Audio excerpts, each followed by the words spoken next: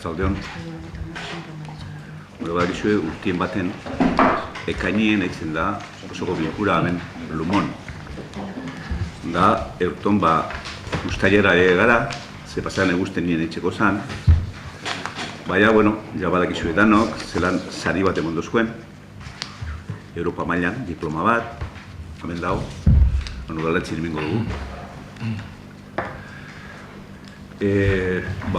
Gerneiko errezizek deben aportazioak harreman onak izetako Europa mailan eta nazioartean errezin arteko harremanak. Da, pasaran eguenien, emondozkoen diploma hau. Da uste dut, da errezintzako, da uste dut dala oso posik egoteko. Gero hortik aparte, 15 harina hau, gen 12 emondozkoen urre gorrizko eskoba, garbitxasunena, Madriden. Da, kursua normalien ikasleek ametzen dube ekainien. Da gupe ekainien emondozko esalibizek, eta benetan ni posik nau, da tano posik egoteko alaptzen dut. Eta hau, garbitxasunena gizau da, jentie aportxuet, mentalizetako, ze dau banakaren bat, geusek ondo estuzena betetan, esate bat erako, geusek muebliek eta logo geusek atatzen dugu egunetik kanpora, eta jentie interdizela baloko geusek lortzen direla, danoke erritxarrak dano bat egin dez, da normak ondo beteta. Da ia, honega sarrizegaz, jentire aileketan bada, da horre banaka bat ez debena betetan, bete dizezela geusek. Da beste barik, hasiera mongotzako gerko osoko bilkurari. 2008ko apeizaren 30 eta ekainaren 6an batzarra iragozkinak eta konartzen.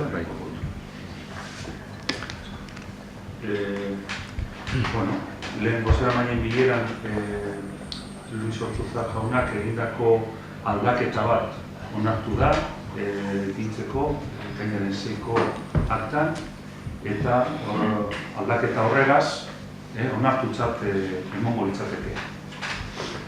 Besterik ez badago, esateko, gehitzeko, aldatzeko, gehitzeko, onartutzat emoten dira.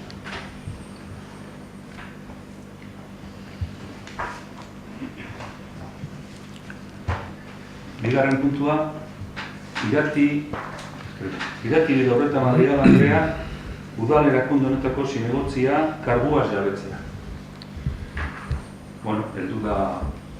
Heldu zan, horretu zan da kredentzia da, Junta Elektoral Zentraletik, egindako deklarazioa, egindako tramite guztiak bete ditu, eta orain kargu hartzeko momentua edo da. Bestu da. Gure aldetik ongi etorri ramotea, Eskerrik asko. Nire aldetik bai. Geuseko landie, batzuk egoten dire, beste batzuk itxiberradek ebren arazoa betxik, eta, ongi etorri.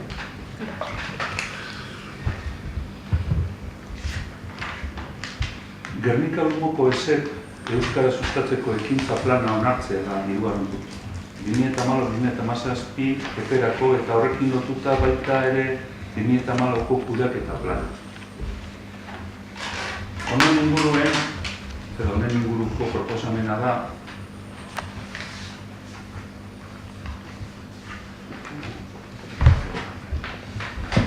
Gernika Lumoko Euskara sustatzeko ekintza plana 2014-2017 eperako onartzea. Lehenengo erazkinean agertzen dago. Ekintza plano horri lotuta 2014ko kudeaketa plana ere onartzea izango litzateke.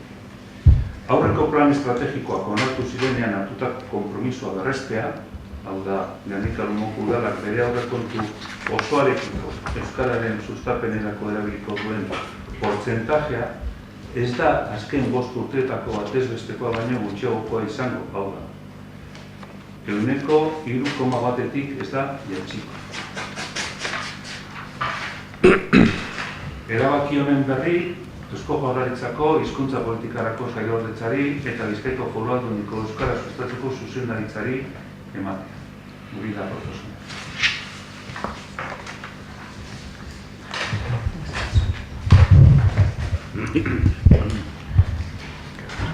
Hau prest da?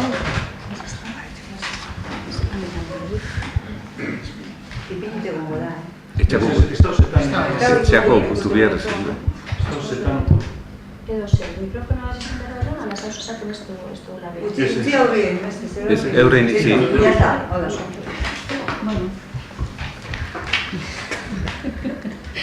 Bueno, ESEP deitzen dugun hau euskara sustatzeko ekintza plana da, bere laburdura, ESEP. Lehen honen aurreko planak EBPN deitzen genuen, euskara biziberritzeko euskara plan nagusia. Administrazioan euskari garatzen joateko lehenengo pausoak udalerrizetan islatzen ziren plan honetan, eta orain pauso bat aurrera emango da euskari sustatzeko plan honetan. Hurrengo 4 urtietarako plana izango da, eta osotzen da administrazioko euskararen erabilera planaz. Bizen artien osotzen da udalerrirako politika edo izango dana datozen 4 urtietarako. Bueno, prozesu parte hartzaile baten bitartez landu dugu plan hau, euskara batzordiek batzen dauz bere barruen, hainbat eragile, ditzen dugu alderdi politikoen ordezkarize, merkatarizen ordezkarize, euskaltegistakoak, erabiletakoak, eta konbidatzen dire batzar horretara, zer esan importantiek daukez, eta baita be herrize deitzen dugu ohar baten bitartez. Batzar horreko lantxe konbokatzen dire. 4 batzar eran dozku plan hau garatziek, eta euskara batzordien maiatzaren 14 okerrezpan hauen usankon bere golezpena, eta gero egin gendun batzordi informatiboa maiatzaren 18an, Luisek ezagutzen du plana, ze hain zuzen be euskara batzordearen kide da, eta orain gatoz apurtzu eta labur azaltzen dugu zertan datzan plana. Hiru helburu estrategiko, helburu nagusiz euskara sustatzi da eta hori gauzatuko da 4 urtetan. 3 helburu estrategiko planteatzen eta bakoitzaren barruan dauz esparru ezberdinak. Lehenengo helburu estrategikoa euskararen jabekuntza da, eta honen barruan dauz esparru dire familia transmisioa, zelan jabetzen gara euskaraz familiaren bitartez, familian bertan, gurasoak transmitituta. Baita be hezkuntza Gernika Gerlumoko ikastetxeetako normalkuntza planak islatzen dira plan honetan jasotzen die, eta baita be euskalduntzi eta alfabetatzi, euskaltegizen bitartez. Hori izanitzeko lehenengo helburu estrategikoa. Bigarren helburu estrategikoa da erabileri, eta hor dauzen esparruetatik nagusituko dugu bi. Bata da hitzarmengintza, arlo sozioekonomikoa herrizenen, euskeri gero eta gehiago erabiltzen enpresatan, merkataritzan, ostalaritzan, eta guk hitzarmenak egiten dugu, euskara zailak hitzarmenak egiten dauz eragileekaz. Eta gora eta gora doa kopuru hori, momentu honetan 200 gauz 300-tik ur. Kirol elkarteak, aiziantuko elkarteak, kultura elkarteak, erabilik Europe bai, hainbat enpresa, taberna, kafetegi, denda eta bai. Kopuru hori potoloena merkataritzan kokatzen da. Hori alan azpimarratzeko. Eta 3. helburu estrategikoa da euskararen elikatzea. Gure planean bai jasotzen dugu, bai liburu gintzan, euskal funtzak, portzentajia, euskarazko materialen portzentajia areagotzea. Liburutegizen, mediatekan, eta hemen txertatzen da bai, kultura planagaz. Hori da alan handi eta harin esan da planaren funtzia. Honegaz batera, 4 urtetarako hau dana lortzen bateko islatu behar dira ekintza konkretuak urtez urte. Kudeaketa plana da hori lurreratzea, plan nagusi hori lurreratzea urtez urte ekintza konkretuetan. Aipatzearen batzuk, bidez berbalagun, sarrikin aipatzen dudana berbada oso ezagunen dalako errizin, hori sartzen da diru laguntzen esparruen euskara presupuesto. Euskarako aurrekontua zuzenean lotzen da ESEP plan honegaz, urtez urte proposatzen dugun aurrekontua honegaz lotzen da zuzenean. Kudeaketa plana orden dioten moduan, bai proposatzen dugu onartzea. Eta, ja, azkeneko puntu, jonek aitutu duena da, eskatzen duguna da, behintzat datozen urtietan, mantentzie, orain arte, euskeriek kontu orokorrien izan dauen portzentaje. 3,1, aldala, hortik ez bajatzea. Kompromiso hartzea udal bat zaunek. Eta, listo, besteren kalderaren bat edo egin nahi duzue,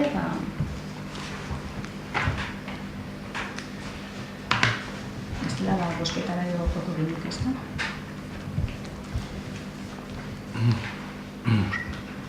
Proposamen honen aldekoak hau bat esunatzen.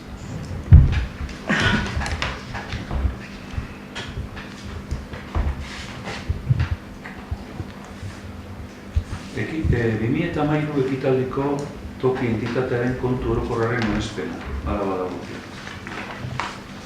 Proposamena da, toki erakundearen 2013 ekitaldiko kontu orokorra onestea. Kontu orokorra udalarena eta erakunde autonomoena da, osatzen dute dana. Kulturetxea, euskaltegiak, lanbide ekimenak eta kirol patronatuarena. Kontu orokorra behar den bezala honetxe ostean, 2013 ekitaldiko kontuaren berri emango zaio herri kontuen euskal epaitegiari, indarrean dagoen eta aplikagarria den legediak adierazitakoari jarraituz. Hori da, proposamena. Bueno, hau gaize komisioan dago guztetxe, ogasuneko komisioan, eta inok izertzateko badeko, azantzea. Ni bai gudeko, ez da etxe. Mikrofonak horretu behar da zen, edo hor da. Ez da etxe. Bueno, a ber, bai, ogasun batzorde egin zen eta orduan informatu ziren kontuek eta, Bizkaiko aldizkari ofizialean agertu da iragarkia eta dana. Baina, nik adierazi gure dotena da, gure alderdiak ezezko botoa emango da. Eta, argumentu batzuk emango dute ezezko botoa zergaitik. Antes que nada, nosotros vemos una falta de transparencia, cosa que aquí más de una vez se ha dicho que todo es muy transparente y que no hay ningún problema para que aquí todo el mundo podemos enterarnos de todo y está todo el expediente en manos y a vista de todos los que formamos el ayuntamiento y el municipio. Después de la dación de cuenta de la liquidación del 2013, que el expediente de la liquidación del 2013 está dentro del expediente de la cuenta general, la dación de cuenta fue en el pleno del 26 de marzo. Nosotros metimos una solicitud a la interventora, que en ese mismo pleno además se nos recalcó que si teníamos alguna duda sobre unas cantidades que se pidiera por escrito y que tendríamos la contestación oportuna. Viendo los números que daba la liquidación, ya os digo, el 11 de abril metimos unas cuantas solicitudes para que la interventora nos emitiera unas certificaciones y a día de hoy no tenemos contestación de ninguna de esas solicitudes. Es más, la interventora misma a mí me ha contestado, y tengo aquí el mail, que las solicitudes están en la alcaldía y hasta que el alcalde las firme no me puede dar la contestación. La solicitud de información iba sobre... nosotros no tenemos muy claro que no vamos a hablar ni de remanente porque si no la gente no va a entender, la gente de la calle, de qué estamos hablando.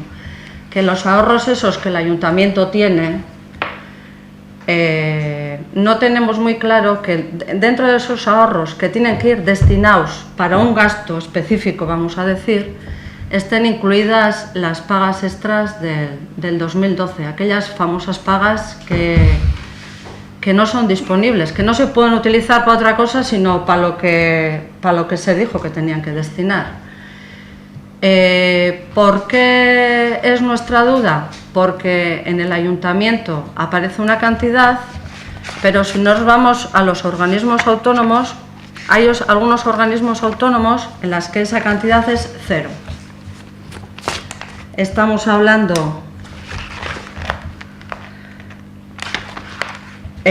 por ejemplo, del Kulturetxe. Estamos hablando, por ejemplo, del Euskaltegi. Y bueno, en el CIP hay una cantidad también. Entonces, claro, esto luego repercute a la hora de obtener el remanente o el ahorro que le queda al ayuntamiento. Nosotros hemos hablado con la Dirección de Asistencia Económica de la Diputación Foral de Vizcaya a la hora de contabilizar cómo hay que contabilizar estas pagas extras que no son disponibles del 2012, y nos han dicho que tendrían que aparecer así, como nosotros decimos. Entonces, la contestación de intervención fue que está en alcaldía y a día de hoy seguimos sin tener contestación. Luego, yo es lo que tengo no escrito. me queda claro lo que está en la alcaldía, si son las pagas extras o... No, los certificados que yo pedí que se expidieran por la interventora y que necesitan el visto bueno del alcalde, ¿vale? Eso es lo que a mí me han contestado. Y por otro lado, ¿cuál es nuestra sorpresa? Que a la hora de mirar el estado de ejecución de los gastos, mejor dicho, de los ingresos del 2013, si miramos la partida de Udalkutxa, que es, vamos a decir, la partida potola del ayuntamiento, ¿no?, de los ingresos, barkatu, del ayuntamiento, se había presupuestado una cantidad de 7.878.188,31 euros. Pero, ¿cuál es la sorpresa? Que luego, a la hora de los ingresos realizados por la Diputación Foral de Vizcaya, son 8.862.203 euros. 1 millón de diferencia, de más. Nos ha extrañado que se haya aprobado con esa cantidad y de pronto aparezca tanto dinero. Hemos entrado en la página en Udalnet, que estas páginas están publicadas en la página de Diputación desde enero, y nos confirman que el Ayuntamiento de Gernika, la Diputación Foral de Vizcaya, tenía previsto, y lo ha realizado, entregar a cuenta al Ayuntamiento de Gernika de 8.862.203 euros.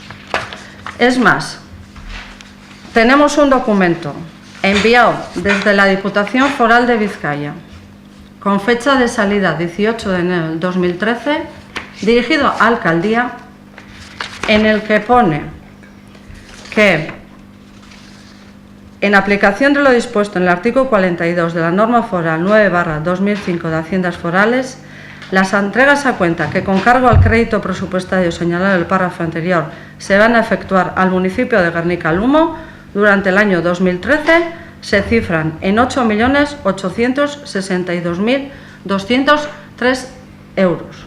18 de enero. Yo no quiero recordar que los presupuestos del año pasado se aprobaron el 28 de agosto de 2013. Esta información existía ya desde, bueno, el 18 de enero habrá salido, me imagino que habrá llegado el 20 y tantos de enero al Ayuntamiento de Gernika. Eso supone 1 millón que no se ha presupuestado. 1 millón que se podría haber destinado a gastos, 1 millón que igual no se tenía por qué haber ni pedido los 900.000 euros del crédito que nosotros aprobamos. Entendemos que es una ocultación de datos, no solo a los miembros de esta corporación, sino al municipio de Gernika-Lumo. por estos argumentos, nosotros vamos a votar en contra de... Y bueno, y aparte de eso, nos gustaría saber si la parte de Sortu sabía que existía 1 millón más sí, de ingresos que venían de Diputación. Sí, porque nosotros no sabíamos. Nosotros en las previsiones iniciales estaban los 7.800.000 y de pronto han aparecido 8.800.000. Nik alkateek argituko da honi dagoena, baina azken honekin nik ez dakit zergatik aipatzen duzun la parte de Sortu hori. Nik gogoratu behar dizut gobernuan Bildu dagoela. Eta gobernua da Bildu. Hau da, gobernua jakinaren gainean dago zer gertatzen da. Bai, abego, parkatu esatia aurrekontua... Nik oso argi daukat, baina aurrekontuak onartu zirenean amendik batzuk baldintzatu egin eben aurrekontu hori onartze hor Sorturen izenean, parkatu esatea. Ez adostasuna eta librea garen aldetik noski aldot edozein momentu. Ez adostasuna da gauza, beste bata ezagutza. Eta jakitea zer gertatzen den udaletxe dagoen. Baina Bildu koalizio bada, ezta? Orduan. Eta aurrekontua onartu zirenean, hemen batzuk Sortu moduan identifikatu ziren baldintza batzuk ipintzeko aurrekontuak onartzeko. Horregaitik gure galdera izan da hori. Nik Sortuko nazen aldetik gona izan ingo dut. Sortuko nintzen igez eta Sortuko naz nau, gaur bai, eta luze bat beho zen duen moduen, ez egon dia dos, hiruek zelan gugeatzen direzen eta zertan gastatzen diren eta zeintzu diren lehentasunak, eta beste gauza bat ez jakitea ezen badiru edagoen kutxan zen badagoen. Eskau ez da kutxa. Kutxan dino, ezen badiru deko. Hau ez da kutxa. Bueno, entzungo dugu igual, Bai. A ver, hombre, ametxu zu esateko, esan gizia gure bat. Ez. Ze gizia esati ez da reza. No es nada fácil decir, bueno, las cosas que has dicho. Ocultación de datos. Que venga Dios y lo vea. No. Falta de transparencia. Sí. Parece que el alcalde hace los asientos contables. La intervención no pinta absolutamente nada. Mira, qué pena que estamos hablando de una persona que está de baja por maternidad para pagar la luz y no está aquí. Siempre las cuentas están mal. Antes faltaba dinero, había 8 millones y pico de ahorros y los habíamos gastado de mala manera. Y resulta que parece que la gente de vuestro partido que gobernó en este ayuntamiento, pues parece que eran, no sé, yo les tenía mucho más respeto que todo eso, muy limitados, porque decíais, tú hablabas de los 8 millones y pico que había, y yo dije, esta señora se enterará bien de los números, le tendrá que decir la interventora te decía, no es así. Porque si no, y fíjate, los datos son, hace año y medio terminamos de pagar el crédito del polideportivo. Había un crédito de 300 millones de pesetas, 1.800.000 euros, y resulta que había 8 millones y pico en caja, y teniendo eso en caja que no da ningún interés, pagándole a un banco intereses durante muchos años. Eso es increíble.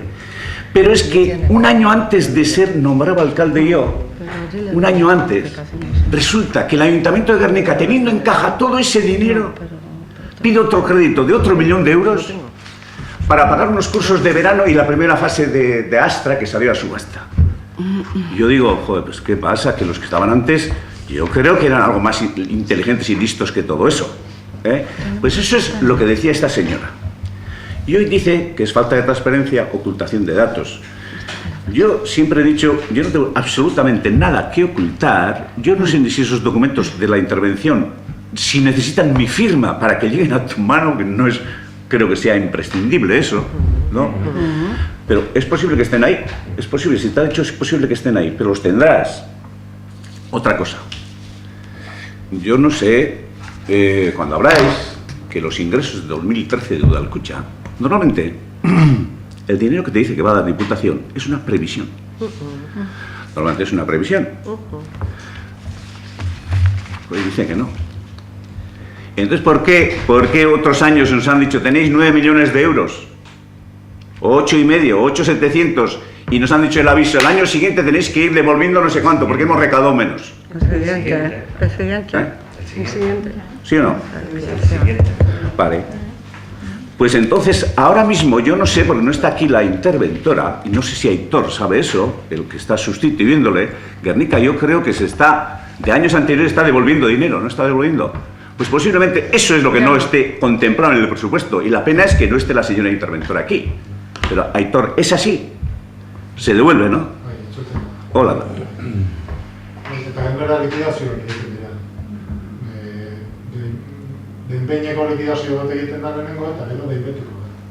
Claro. Hurrengo urtean, ez da? Ez urte presupuestario.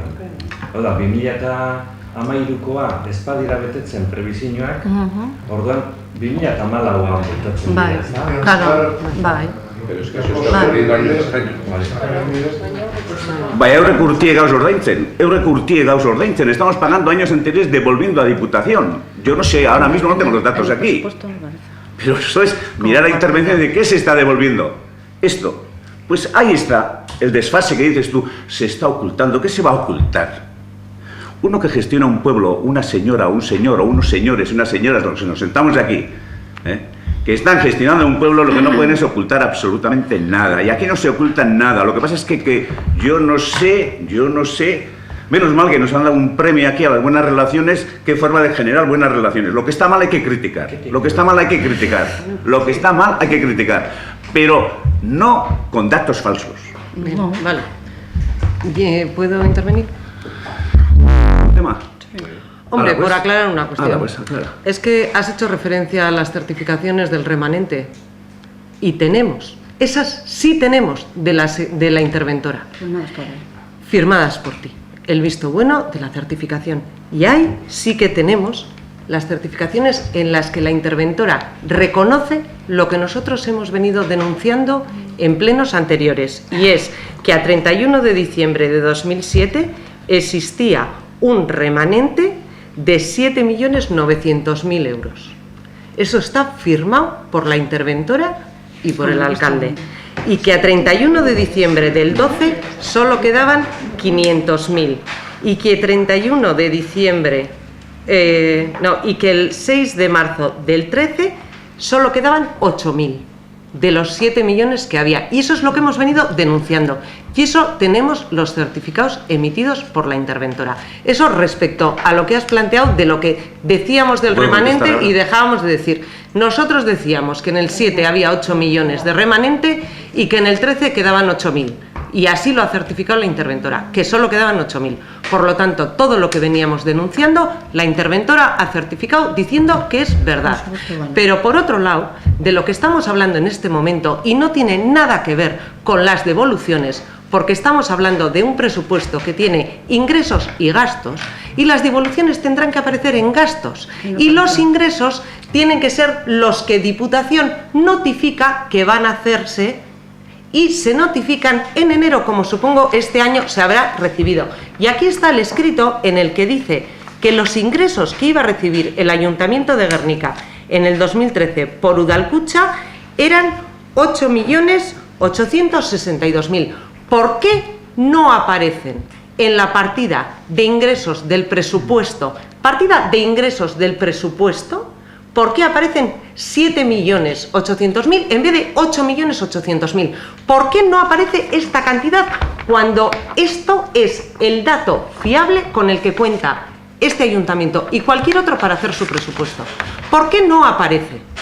Solo estamos diciendo que eso no es, como poco, cuando se contabilizan o se hace el cálculo, no.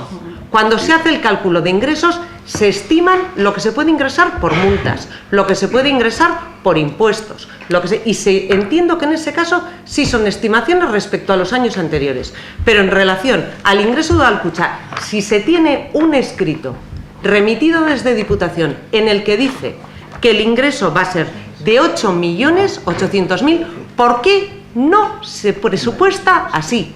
¿Por qué en el presupuesto aparece 1 millón menos? Porque si fueran devoluciones tendría que ir en gastos, tendría que descontarse en gastos, y no hay. Hay una diferencia en eso, y la prueba está en que en la liquidación aparece previsiones iniciales 7.700.000 y en las reales y en los ingresos realizados 8 millones.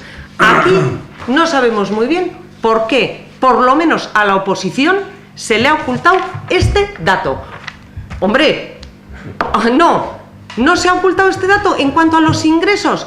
Ni siquiera se dijo en la comisión informativa. O sea, lo que no podemos dudar es que de la previsión de ingresos y gastos que presenta el concejal de Hacienda con los números de la interventora, no se nos ocurría dudar que no estuvieran hechos con buena fe. La cuestión está, ¿qué explicación tiene para que cuando desde enero se sabía que Diputación iba a ingresar 8.800.000, que los ha ingresado, solo se recogieron 7.800.000? La respuesta la tendrás si preguntas también cuántas notificaciones como esa han llegado y cuál ha sido la definitiva.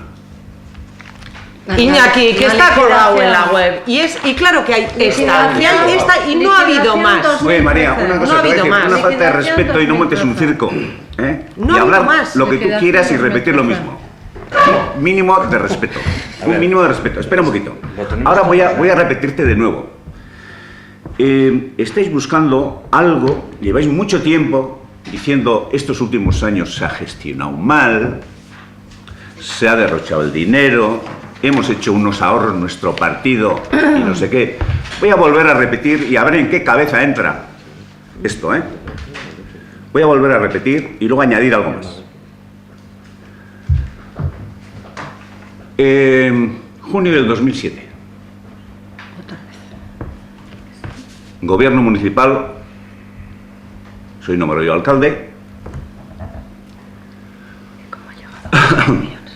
Y tenemos varios créditos anteriores, uno de ellos el polideportivo.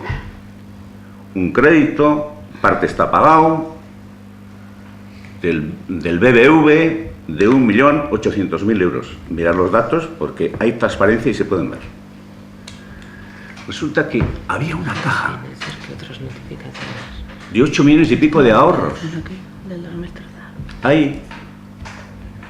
Y teniendo eso, el Ayuntamiento de Guernica estaba pagando intereses por ese crédito al BBV. Bueno, pero no solamente eso. En el 2006, como he dicho antes, el Ayuntamiento de Guernica pide otro crédito de 1 millón de euros a la BBK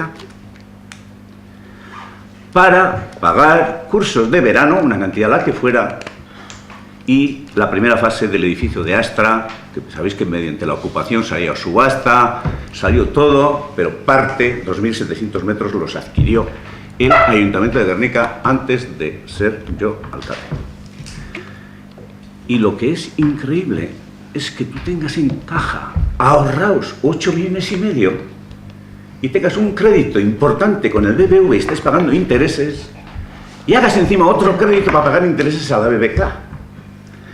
Y dicen, ha confirmado la interventora que a finales del 2007 había un remanente de 7 millones y pico. Claro que había, claro que sí había. ¿Pero de qué era? ¿De qué era? ¿Estaba gastado? Porque eso, al año siguiente, la urbanización de Santa Lucía se lo lleva entero. Se lo lleva entero. Tú terminas el ejercicio, no se ha hecho la obra. Es como tú adjudicas una obra ahora de 1 millón de euros y resulta que este año no se acaba. Si no se acaba, aquí, ¿cómo le voy a pagar al constructor? ¿Cómo le voy a pagar?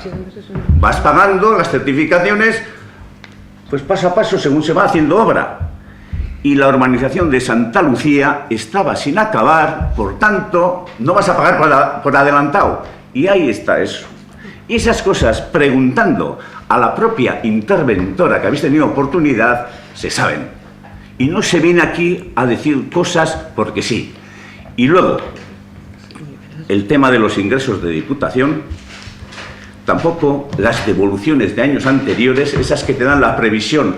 Este año os damos 8 millones y pico, pero si no he recaudado, eso se cuenta, si no he recaudado me tienes que devolver. Tampoco habrás encontrado en gastos. ¿Has encontrado en gastos? Porque yo miraría ingresos y gastos. No están. Que yo solo estoy preguntando. ¿No están, no? No. Pues eso hay que preguntarle a la interventora. Por lo visto se hace así. A ver. No están. No, se hace así. Y entonces no vengamos aquí con cosas extrañas y raras. No son cosas extrañas ni raras. Te he leído el resumen de las certificaciones de la interventora. Porque en realidad todo lo que se le pidió a la interventora que certificara fueron todos los gastos que con cargo a remanente se hicieron en los años anteriores para pagar parte de todos los proyectos para los que se expedía subvenciones que solo se habían cubierto con la subvención y se tiraba de remanente. Y ahí están las peatonalizaciones y muchas otras obras. Cuando hablas de la obra de Santa Lucía, te recuerdo que cuando salió el problema de que faltaba hacerse el tema de la conexión eléctrica, se pagó con el plan Zapatero. Echar una ojeadita a las actas. Sí. Se hizo con el plan Zapatero, el 1,5 millones, 100%.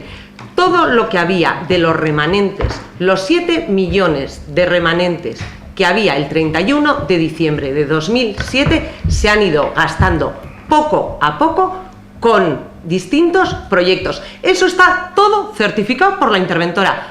Todo lo que hemos ido denunciando en todos los plenos está certificado por la interventora. Pero todavía no me habéis contestado a la pregunta: ¿por qué en la partida de ingresos de Udalkutxa del presupuesto del año pasado, que se aprobó el 28 de agosto, aparecen 7.800.000 cuando hay un escrito de Diputación, y solo hay uno, que dice, jeje, no, y el ingreso y la liquidación son 8 millones, Iñaki, que dice que son 8 millones. Mira, yo no sé si voy a volver a repetir. Voy a volver a repetir. La contabilidad no sé quién hace, nosotros desde luego No, pero el presupuesto hace alguien. Bueno. Bueno, yo quiero aclarar también otra cosita que ha quedado ahí en el aire, que tú le has preguntado a la interventora ya no sé si 4, 6 o 26 veces, y siempre le ha contestado lo mismo. Entonces te voy a volver a contestar de forma resumida lo que te suele decir la interventora. En cuanto a la paga extra del 2012, que por el Real Decreto no se pudo pagar a los trabajadores y había que guardarlos en una cajita hasta que disponga el gobierno central, que probablemente sea para fondos de pensiones. Eso se hará, porque decías que hay organismos autónomos en los que figuraba 0%, esos datos tienes también desfasados. No. Bueno, Está en la cuenta general. Bueno, luego me dejas que te diga una cosa. Vale, explícame. Bien, pues ahí lo que dice el Real Decreto es: en esos organismos autónomos tendrán que dotar o guardar en esa caja esa parte del remanente, ese dinero, siempre y cuando el remanente lo permita, y si no. Y entonces en ejercicios posteriores, cuando se pueda, se hará esa dotación. Por eso figura cero. Sí, pero a ver, Iñaki, no figura cero por eso. O sea, el ayuntamiento sí que les dotó en su día del remanente, porque no tenían, solamente tenían el Euskaltegi. Tenía remanente el año pasado para poder afectar. No, yo no estoy poniendo en duda eso. Si yo ya sé que esas cantidades van destinadas a un plan de pensiones ahora mismo. Yo eso no estoy diciendo. Eso no lo sabes porque todavía no sabemos el destino. Bueno, vale, yo eso no estoy diciendo. Yo estoy diciendo que en lo que son, en el remanente de tesorería para gastos con financiación afectada, que es como deben de aparecer, según la ley. Y si habláis con asistencia económica de Diputación, es como deben aparecer, no aparecen. Ya te he dicho que no, porque en algún 26 veces. No, y me dirás la 27. Y me dirás la 27, bueno, pero y no para parece. terminar, que no vamos a seguir con esto, sino se va a votar, porque yo creo que bastante se ha dicho. Está ahí el nuevo interventor. Le pedís los datos. Y esa partida que decís de 8 millones y pico, que luego son 7 y pico que se contemplan en el presupuesto, como ingreso se contempla menos, pero como gasto también. ¿Por qué? Porque de años anteriores hay que hacer la devolución a Diputación. ¿Es verdad, sí, Héctor? Hay que devolver, ¿no? Entonces vas devolviendo. Entonces la interventora lo que dice es, no, disponibilidad para este presupuesto de los 8 y pico, como hay que devolver no sé cuánto de años anteriores, tenéis tanto. En la partida de presupuestos no aparece. Que no aparece. En la partida de presupuestos de gastos no aparece. Bueno, la amortización Además, tendría que aparecer aquí. Dago kontabilitatea eta horrekontu da,nik ez dakit ez eztabaidatzen ari garen. Guk ez dugu erabakitzen hori. Zortzi sartu badira da, zazpi piniko dago. Hori gauze galdetzen. Zergaitek ipini da zazpi, Berari galdetu dozazu? Berari ez dut zergaitik galdetu behar. Nik uste dut, ez, idazki hau alkatearen izenean etorri zan bego. Ez. Eta parkatu esatea, eta kontu hartzaileak aurrekontu egingo dau, baina zinegotxe badauka ganetik. Eta zezan gotzo, milioi bakitxeo ipintzeko? Bastakit. Eta berak onartu dira hori eta kontabilitatean nola nipiko da, Mercedes. Idazki hau ikusi ondoren, bastakit. Baina ze pasea, Idazki hau ikusi ondoren.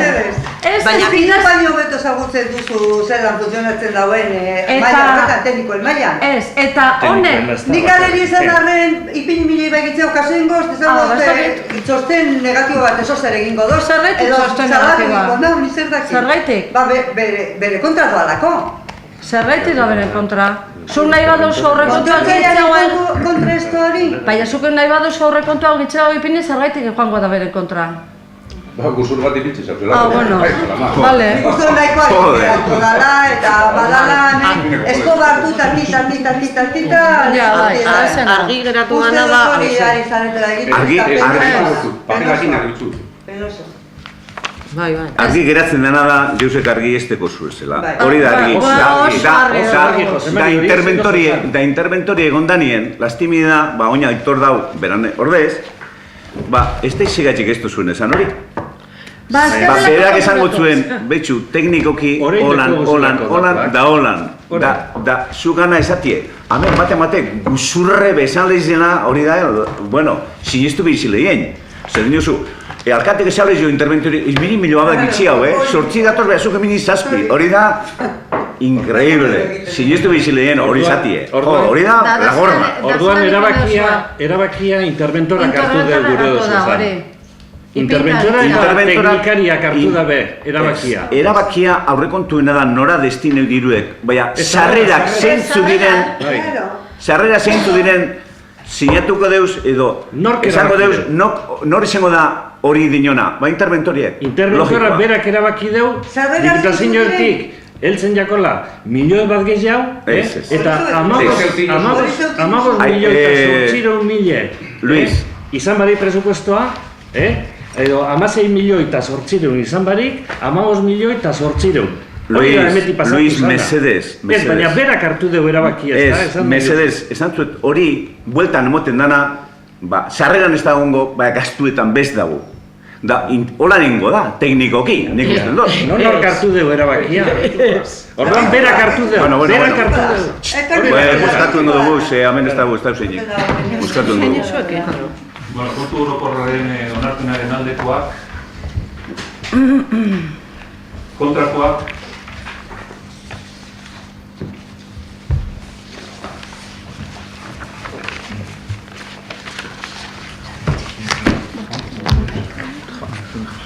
bueno, dosetxuet, danontzako, oinarte, osoko bilkura gehienetan, egoten da, orden bat, berbaitzeko.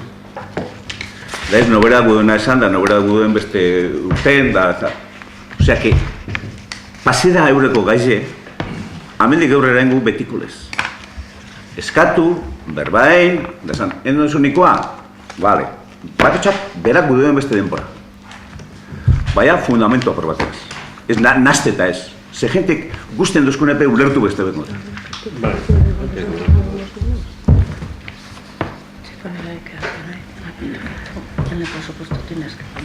Bueno, oraingoaz, gaizarrendatik kanpoko gaiekin. Orduen, badakizu, lehenko zera maien bileran egon gara komentatzen, ze gai sartuko dan, guredan sartu, gaizarrendatik kanpo, urgentziaz tratatzeko. Horretarako, dakizun moduen, bosketa bat egin behar da, eztabaidatu izateko eta bozkatu izateko gai zerrendatik kanpo dauzen gaiek. Orduen, bozketa hori honik gaiok eztabaidatzeko aldekoak hau bat esunatzen.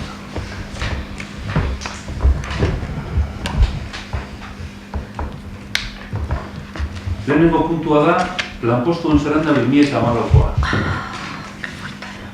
Proposamena da, espedientean agertzen den 2014 urteko Gernika-Lumoko udaleko eta bere erakunde autonometako lanpostu zerrendak onartzea, Eusko Jaurlaritzak egindako txostenetik eratorritako honako aldaketa hauek inportua.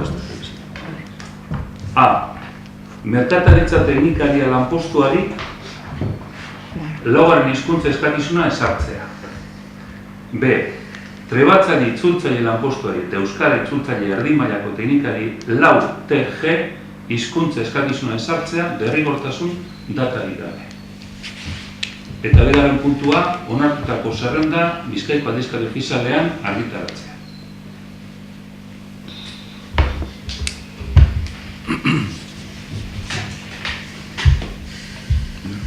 Ino bezar zarko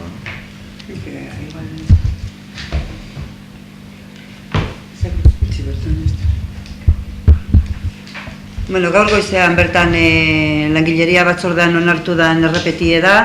Hilietan egonda negoziazio mailan gainean hori lanpostuak eta hainbat berri sartu dira eta apur bat ordenatzen baita eta gaur goizean bertan onartu da esan doa moduan langileria batzordien.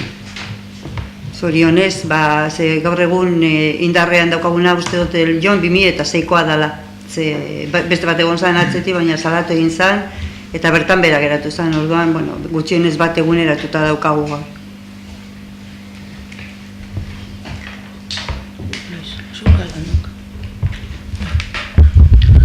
Guk goizeko batzordean bebai esasko bota dugu. Pentsatzen dugu arkitektoarena 40% bakarrik ipintzea dedikazio moduan Gernikako udaletxe baterako ez dela nahikoa.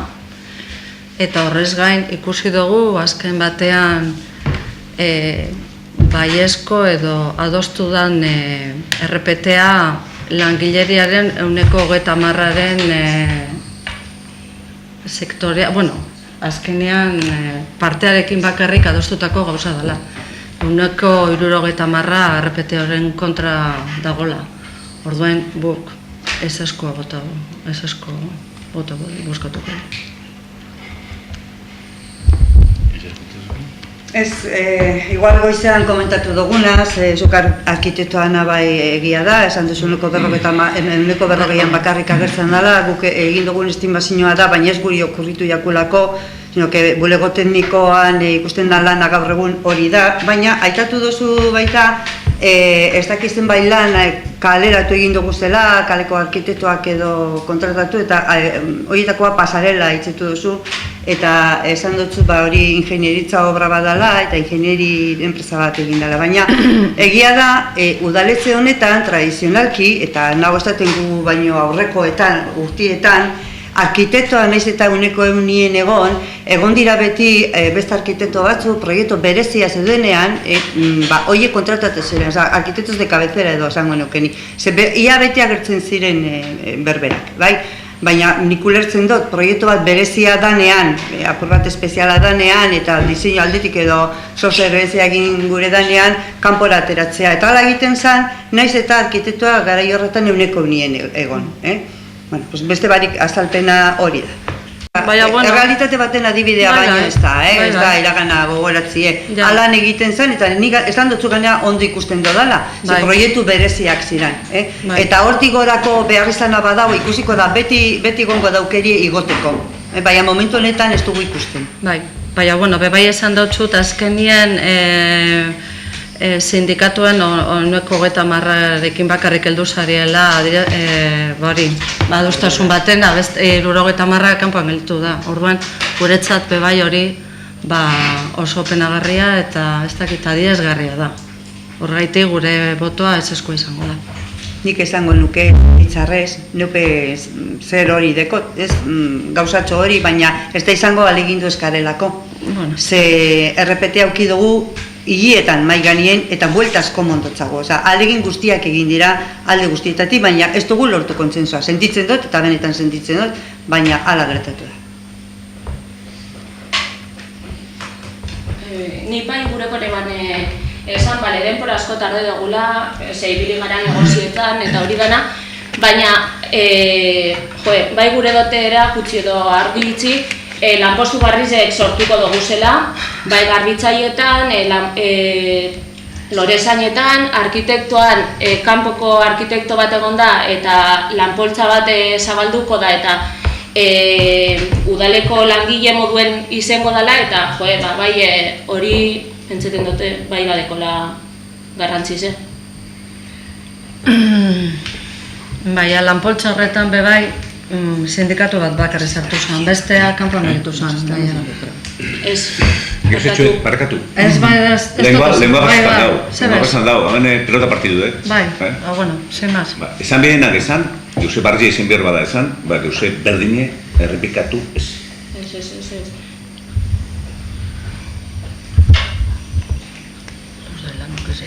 Boskatu. Bosketara, errepetaren aldekoak, kontrakoak.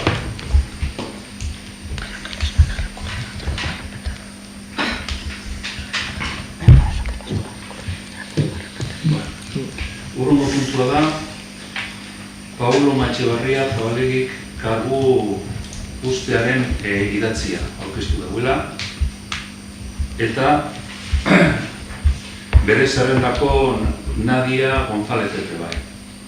Orduen, plenoak edo udalosoko bilkura honek egiten da kontu emon Junta Elektoral Zentralari, eta urrengo zerrendako daudena Inigo Mauna Goikoetxea den aldeko izendapena egiteko eskatzen dago. Beste Ez nik beste kasu batzuetan egin dugun moduan ez gure taldekidea dalako eskertu egindako lana 3 urte honetan, beren egoera familiar aldatu eginda apurbet, zorionez, umebi izan ditu 3 urte honetan, eta orduan, hori dalata eta denbora falta eta horretik uko egiten zo karguari. Ez eta eskertu egindako lana. Nire guzteko jaten bertone egotie bera eta beraz despedidu, baina ez da izen posible. Holanda bixi modue, eta bakotxa berane arazoa dekoz, eta hori pase da.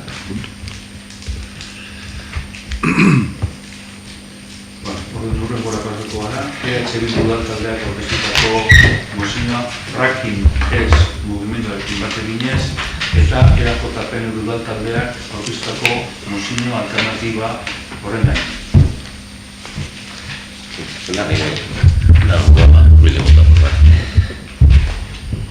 Fracking ez mugimenduarekin bat eginez, Gernika-Lumoko Bildu taldeak osoko bilkurari aurkezten dion mozioa haustura hidraulikoa ikertzeko abian dauden baimenen eteteari buruz.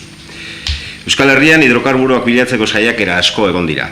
Gure lurraldeak hidrokarburoetan aberatsak ziren beste lurralde batzuekin dekozen antzekotasunekatik, petrolio enpresantzat zonalde interesgarria zirudien.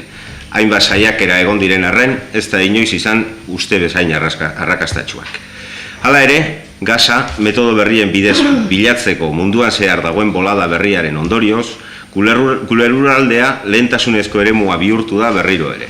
Desberdintasunak kasu honetan, zulaketa horizontala eta etapa anitzetako haustura hidraulikoaren arteko kombinazioan datza. Fracking izenadeko teknika honek eta Ipar Amerikan garatu da.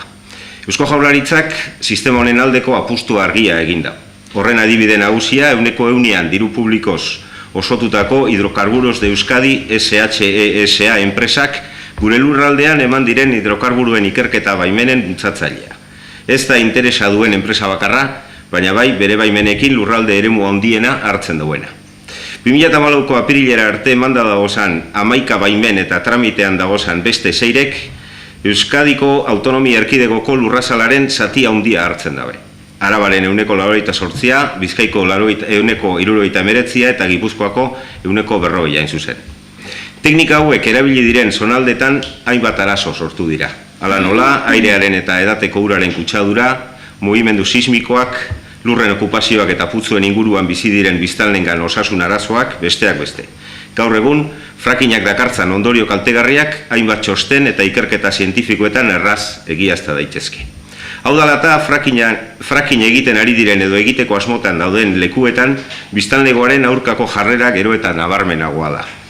Instituzioetan ere hasia da islatzen aurkakotasun hori, eta hainbat lekutan frackinga mugatzen edo debekatzen dituzten adierazpenak, galdeketak, legeak eta abar onartu dira. Adibide gisa, Amerikako estatu batuetako Vermont estatua edo estratu frantziarra. Bera, frackinga debekatu dute beraien lurraldetan. Euskal Herrian, Nafarroan ere, frackinga debekatzen duen legea onartu zuen iaz. Estatuan, Kantabria, inguruan, eta Errioxak ere debekatu dute, eta Lauren udalerritik gora fracking gabeko udalerria izendatu dira. Teknika hau sortzen ari den arazoen aurrean eta berauek agertu aurretik eragotzeko xedez, mozio honen helburua da, udalerri honen mugen barruan teknika honen erabilera galaraztea. Honegaitik guztiagaitik, udalbatzari akordio proposamen hau aurkezten diogu. Eztabaidatua eta onartua izan dadin. Gernika-Lumoko udalbatzak fracking bitartez aztertu, ikertu edo ustiatu daitezken hidrokarburuez konbentzionaletarako ikerketa baimen guztiak bertan bera geratzea eskatzen dio Hidrokarburos de Euskadi enpresa publikoari. Bi, Gernika-Lumoko udalbatzak udalgobernuari eskatzen dio frackingaren aurkako jarrera aktiboa har dezan Gernika-Lumo fracking gabeko udalerri izendatuz. Eta ondorioz, fracking ez seinalea udalerriaren sarreran jarriz.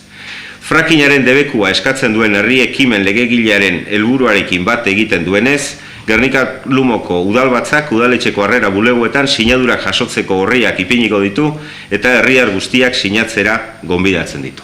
Hobese dira, oskatzeko izango diraketzen 3 puntuak. Bai, gure aldetik Eusko Alderdi Jeltzaleak eta gazez konbentzionala honen aurrean daukagun eritzia eta gero proposatzen dugun mozio alternatibo, eza. Euskal Autonomi Erkidegoko esparru geografikoan eta zehatzago esan da Arabako herrialde historikoan gazez konbentzional hobi handiak aurkitu izanak eta etorkizunean errekurso hau ateratzeko erabil daitezkeen teknologien inguruan sortu den ikamikak Eusko Alderdi Jeltzalea eraman dute gai horren inguruan mantenduko duen jarrera zehaztera. Zentzu honetan, Eusko Alderdi Jeltzaleak uste du gure inguruan egon daitekeen reserva energetiko oro kontuan hartu beharko dela, gure erkidegoaren garapenerako balore estrategiko gisa. Erakundeetako ordezkarien derrigorra da, aurkitu duen lehen gai honen magnitudea eta potentzialtasuna ahalik eta zehatzen ezagutzea. Era berean, ezagutu behar ditu errekurtsoa ateratzeak eta ustiatzeak ekarriko lituzkeen eragin eta ondorioak. Hori dela eta Eusko Alderdi Jeltzaleak Euskal Gizartearen aurrean bere oraingo eta etorkizuneko ardura baliaturik honako konpromiso publikoa azaltzeko beharra ikusten du lehena. Gaz naturalez konbentzional hobiak arakatzeko eta ikertzeko planak ingurumen araudiaren eta kautela printzipioaren arabera egitea, onartzea eta egoki jo ezkero printzipio horiei jarraituta garatu daitezela exigitzea. Hori dena ingurumena babesteko estandar zorrotzak erabat errespetatuz. Eta bereziki, lurrazpiko akuiferoak, kargaguneak eta Natura 2000 sarea osatzen duten guneak.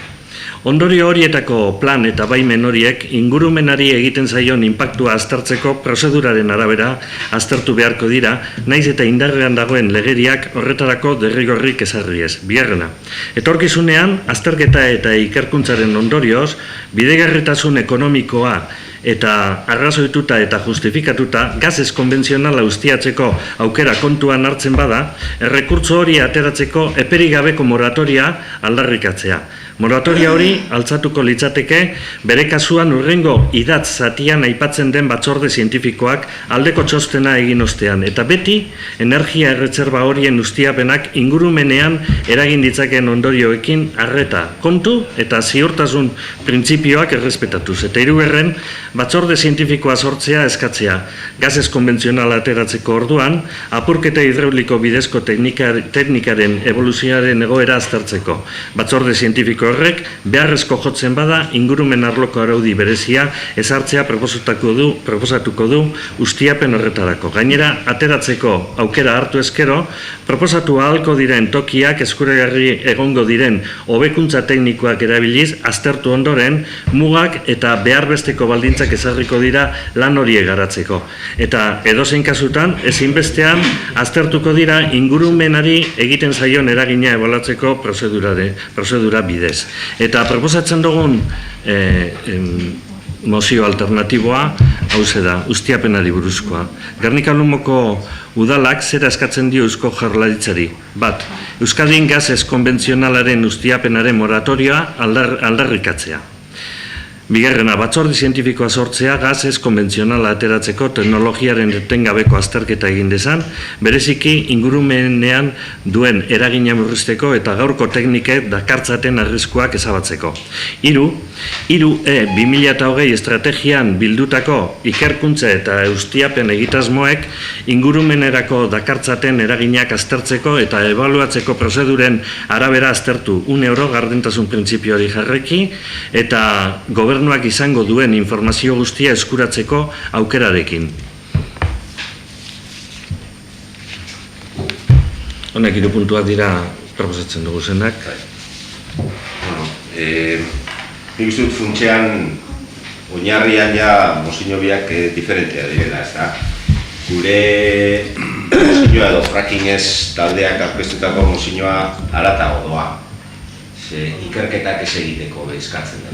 Hau da, oinarrian ikusten dana eta teknika hau aurkitzen diren reserbak direna direla hain da kaltegarria ez dagoela bermerik hori ikertzea ere hidra positibora eroango gaituen.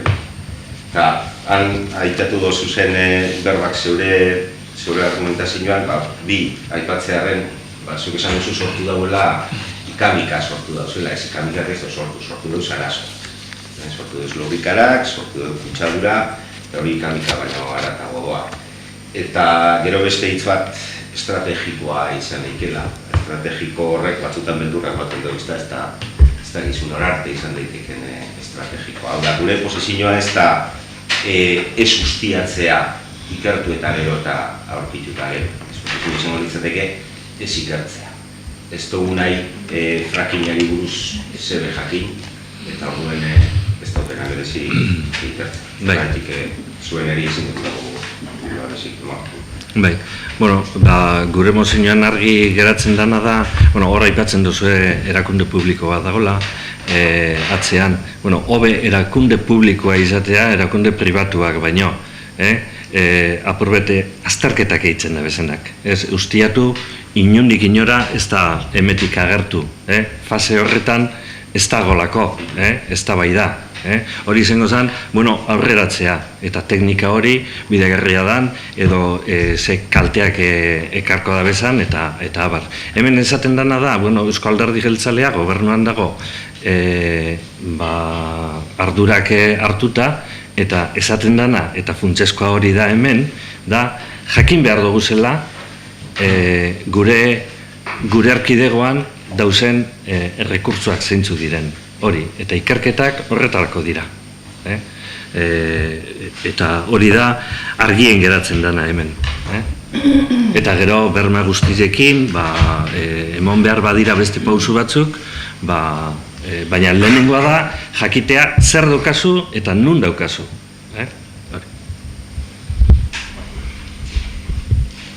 Beraz, EH Bilduko aurkeztutako mozioaren aldekoak, kontrakoak,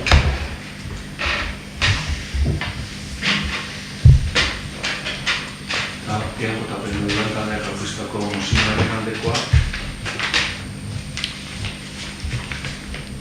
kontrakoak,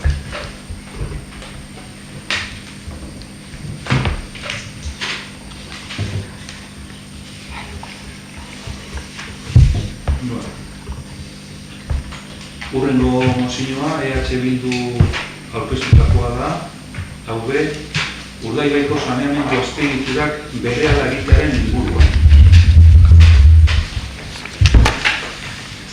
Bai, Gernika-Lumoko EH Bildu taldeak Urdaibaiko saneamendu azpiegiturak berehala egitearen inguruan eta horretarako erakunde ezberdinen artean sinatu beharreko hitzarmenaren inguruan aurkeztutako mozioa. Mozio honek nahiko argumentazio da salpen luzea dakar, eta nik laburpentso bat egin dut gauzak argitzeko, eta gero ja puntuak irakurriko dutez. Urdaibaiko biosferaren erreserban dagoen Busturialdeko gure eskualdean, Busturialdeko ur partzuergoa arduratzen da uraren kudeaketaz. Bai bertoko ura kontsumorako bideratuz, bai hondakin urak araztu eta gero itsasadarrera bueltatuz. Egun 45.000 biztanleri ematen dio gupek zerbitzua. Erreserba honek, Urdaibaiko biosferak 30 urte bete dituen honetan, hala ere, kezkatzeko eta arduratzekoa da saneamenduaren egoera. Euskal Herriko Unibertsitateak aztik eta urak egindako azterketek uraren egoera txarra agerian utzi dute. Eta osasun sailak bakterioen konzentrazio altuak direla eta toinako hondartzan bainua debekatzen. Horren arrazoia saneamendurako oinarrizko azpiegituren falta da. Orain 10 urte baino gehiago, Busturialdeko ur partzuergoak eta beste hainbat erakunderen arteko hitzarmenak egoera honi konponbidea jartzea adostu zuten. Bakoitzari ardura desberdinak eta konpromiso desberdinak egokituz. Espainiar Estatuko gobernuak Lamiarango araztegia eraikitzeko konpromiso hartu zuen eta bete egin du. Martxan jartzeko iaia puntuan dagoen. Bizkaiko Foru Aldundiak Bermeo eta Gernikako herri saneamenduko sarea egokitzeko lanak hartu zituen bere gain eta honek ere bukatzeke daude. Busturialdeko ur partzuergoak ere hartutako ardurak bete ditu. Lurren desjabetze, proiektuen idazketa eta obren zuzendaritzan. Bukatu barik dagoen azpiegitura bakarra, musikatik Lamearango araztegira hondakin urak eramateko kolektorea da. Eusko Jaurlaritzak egindako inbertsioa, 35 milioi euro, ez da nahikoa izan, eta Bermeo Lamiaran, Mundaka Lamiaran eta Busturia Sukarrieta tarteak baino ez da oso eginda. Proiektuak idaztean, diru horren bikoitzea beharko zela argi egon zan, baina 2004-tik 2014 Eusko Jaurlaritzan egon diren gobernu desberdinak ez dute diru gehiago bideratu ezinbesteko obra hau bukatzeko. Hori bai, oposizioan egon direnean, orduko gobernuari obra hau bukatzeko inbertsioak egiteko eskatu diote alderdi desberdinek. Hau da, PNVek PSOEri eta PSOEk PNVri. 10 urte beranduago bada ere, osasunaren, ingurumenaren eta eskualdearen garapen sozioekonomikoaren ikuspuntutik egoera guztiz onartezina eta eskandalugarria da. Noizbait lana bukatuko ote diren be, ez dakigu eta. Egia da, gauden egoera ikusita, argi dago, beharrezkoak diren 50 milioiak ezin direla egun batetik bestera ipini. Baina bai plan batean ordenatu eta lehentasunak urtez urte betetzen joan. Sukarrietako ponpaketa, Gernikatik Lamaeran arteko odia eta gero musika Gernika tarteak. Baina ezinbestekoa da, obrak hurrengo urtean hasteko diru partida bideratzea. Erantzunkizun hau, Eusko Jaurlaritzari dagokionez, mozio hau berari zuzenduta dago. Eta hoxe da bozkatzeko aurkezta ditugu puntu zerrenda. Bat, udal honek Eusko Jaurlaritzari eskatzen dio Busturialdeko ur partzuergoarekin Urdaibaiko saneamendu azpiegiturak egiteko beharrezkoa den hitzarmena 2014 urtea bukatu aurretik adosteko eta sinatzeko konpromisoa har dezala. Bigarrena, udal honek Eusko Jaurlaritzari eskatzen dio 2015ko aurrekontu orokorretan Urdaibaiko saneamendu azpiegiturei egiteko beharrezkoa den diru partida nahikoa bermatu dezala eta inbertsio publikoen baitan azpiegitura honen eraikuntza lehenetsi dezala. Eta hirugarrena, akordio hau Eusko Jaurlaritzari, Eusko Legebiltzarrari, Bizkaiko Foru Aldundiari, Bizkaiko Batzar Nagusiei eta Busturialdeko ur partzuergoari ereraztea. Bueno, en relación a esta moción, desde luego no dejamos de compartir la preocupación, y yo de manera especial, ya sabéis dónde trabajo y lo que ha sido en este sentido mi trayectoria, por el hecho de que no esté finalizado el saneamiento de Urdaibai. Como bien has dicho, hasta 2003 se llegaron a invertir por parte del Gobierno vasco 35 millones para hacer las obras del colector, que lo que estaba presupuestado no fue lo que realmente lo que supuso al final la ejecución de los proyectos, que resultaron ser muchísimo más caros. Y has comentado que a partir de entonces parece que se han estado tirando la pelota entre los distintos partidos cuando gobernaban, estando en la oposición o gobernando.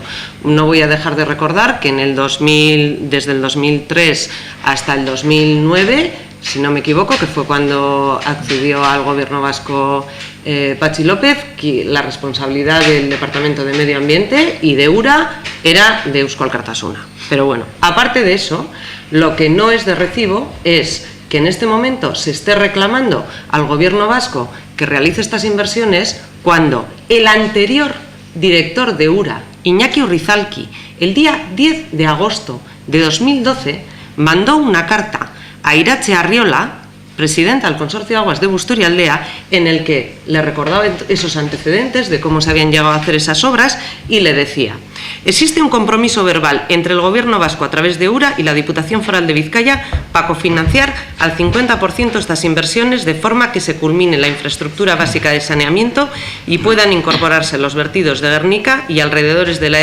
Edar de la Mieran, cuya finalización por parte de la Confederación Hidrográfica del Cantábrico está prevista para comienzos o mediados del año 2013. Ha sido el 14, pero bueno.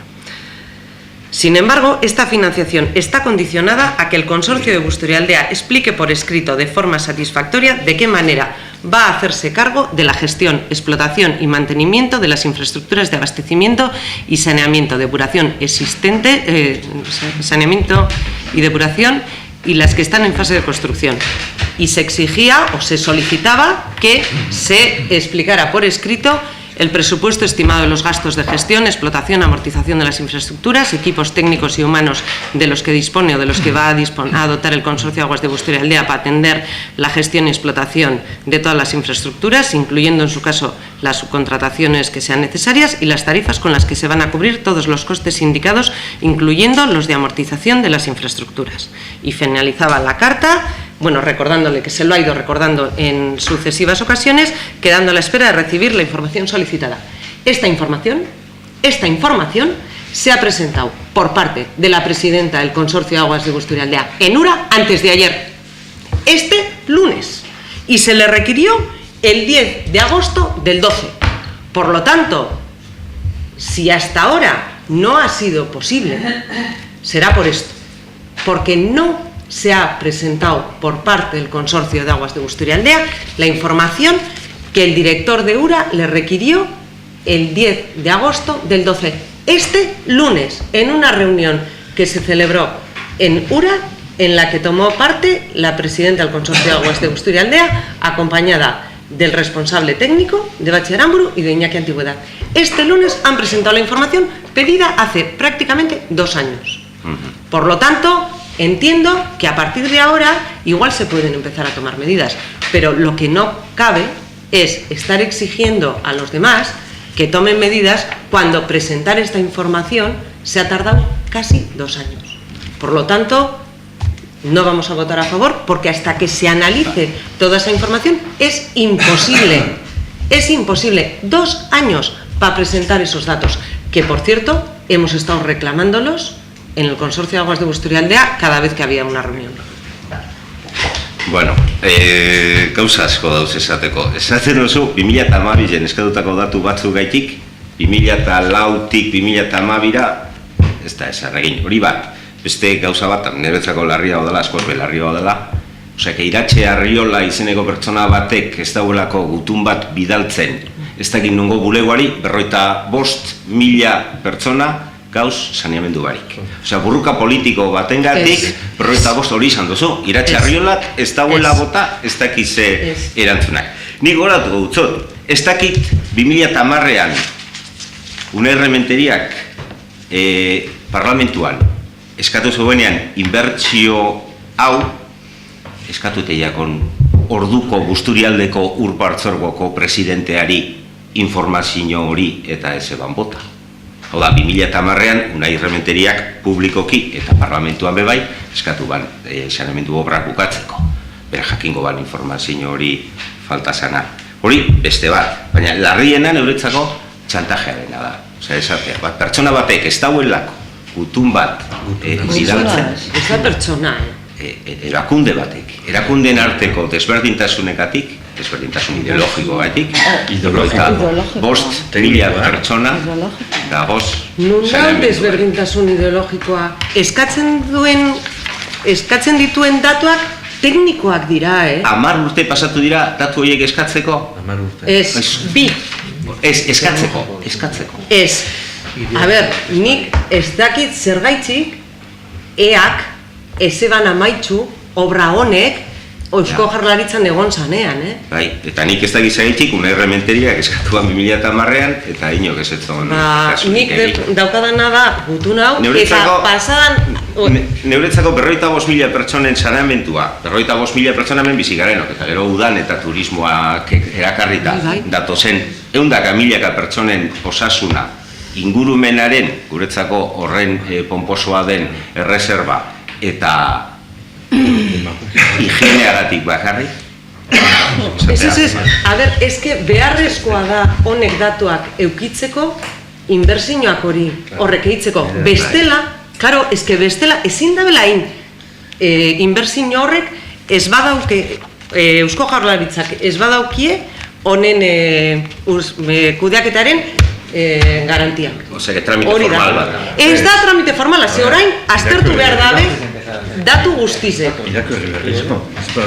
Benetan, ez da egit, zorroztasun berdina aplikatuko bagendu, ez da egit, supersur egiteko edo tunel basulatzeko edo tren handi bat egiteko, eta oin gabiz, 45.000 pertsonen saneamendu. Ez da egit berdina dan. Ba.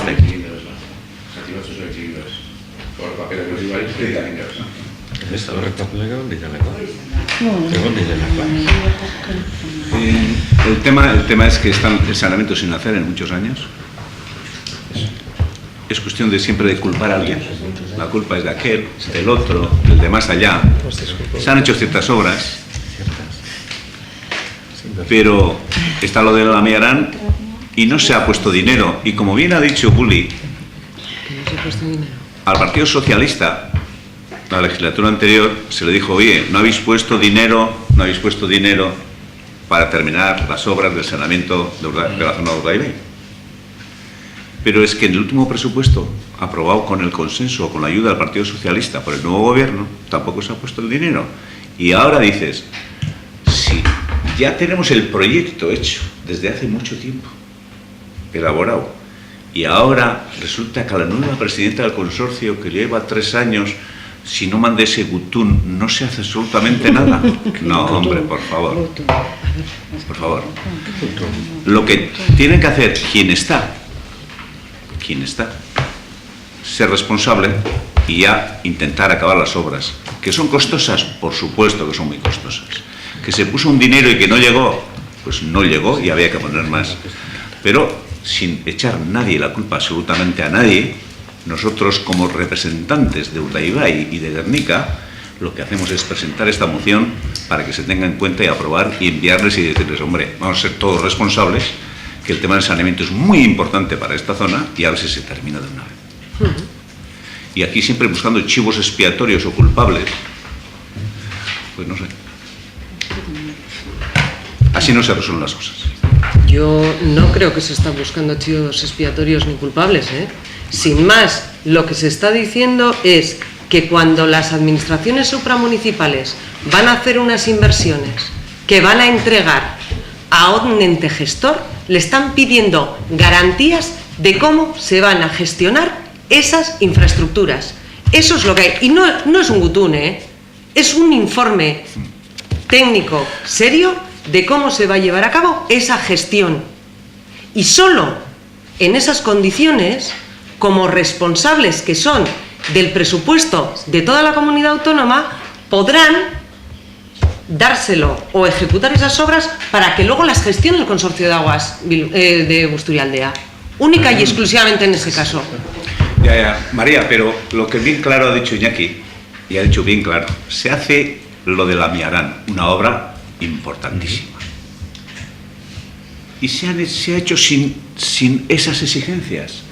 Se han hecho otras conducciones sin esas exigencias. Ahora resulta que falta rematar la jugada. Y dice, para rematar la jugada me tienes que decir cómo vas a gestionar. Eso hay que hacer desde el principio. Yo creo que es suficiente. Pues como es suficiente. Mozio honen aldekoak, kontrakoak.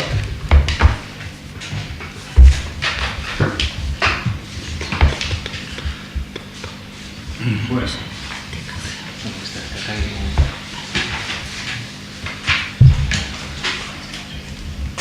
Hau EH Bilduk aurkeztutako mozioa, Juan Carlos Gorgoikoaren errikazioaren aurrean. Eta mozio alternatiboa EAJ eta PNV udal taldeak aurkezten du.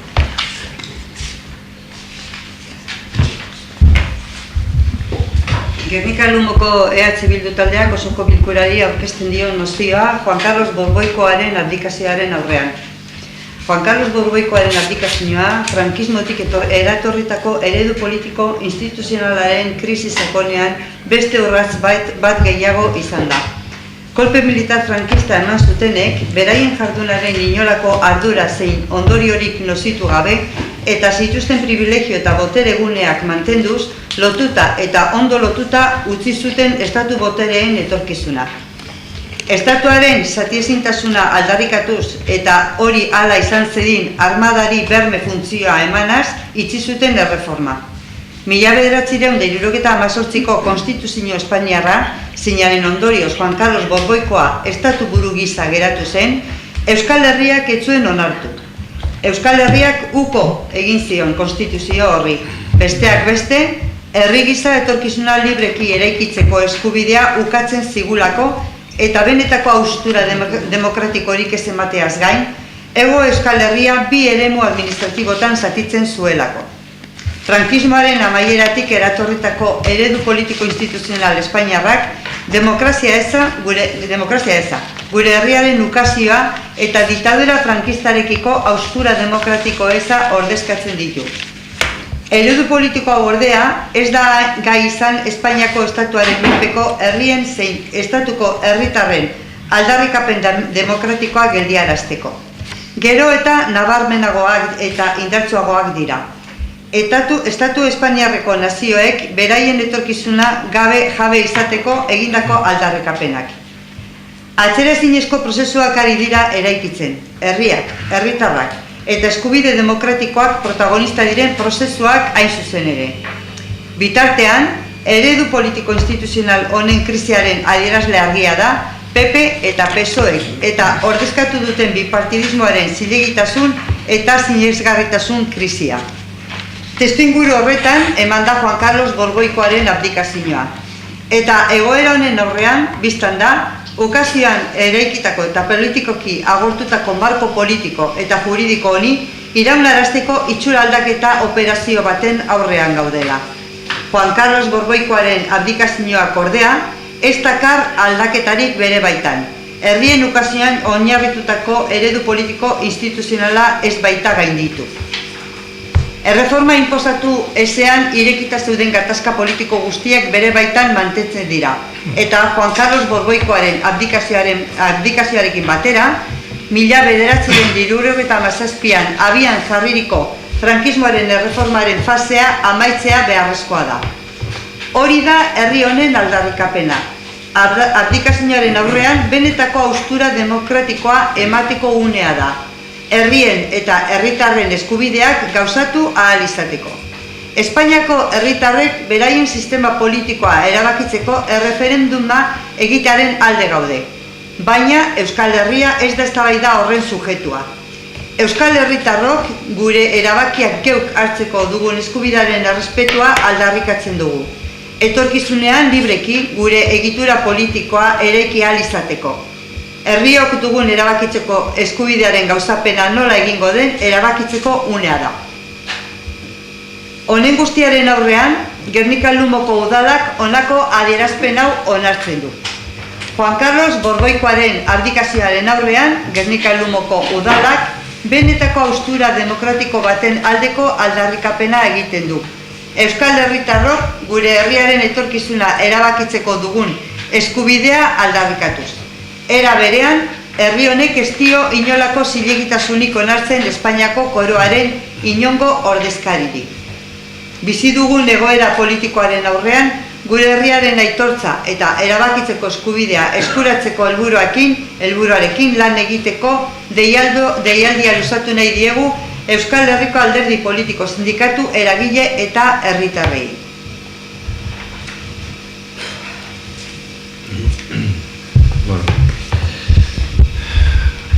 Guke, esan behar, hasiera batetik konsiderazio batzuk, ez da? Mozioa gero irakurriko du mozioaren testua. Alde batetik, danok ezagutzen duzuen ez, EAJ-PNV da Euskal Herri mailako alderdi bat. Hori jakina da. guk ordezkapen politikoak eta representazio politikoak eta bakarrik ikusten dugu herritarren borondatetik ateratako ordezkaritzak. Beraz ez dugu ondo ikusten, ez onartzen, modu batera edo bestera familiatik datorren transmisio hori, ez da? Transmisio hori edo familia baten jaio zarelako, horregaitik estatuaren representazio bat hartzen duzu, ez da? Beraz, herriaren borondatea oinarri moduan hartzen dugu. Gu ez gara monarkikoak, dano dakizuenez, errepublikarrak gara. Gero, 1978an konstituzioa eta hor agertzen zen herriaren figura, guk ez genuen aldeko botorik emon. Bestalde batetik, abdikazioa erregulatu nahi da, baina konstituzio baten menpe, ezta? Guk ikusten dugu konstituzioan egiten badira aldaketa sakonak izan behar direla, eta esparru guztia kontuten izan da. Ez aldaketa puntuala bakarrik eta gutxiago honelakoak egiteko, ezta? Gero, lege organiko negaz onartzen zanean,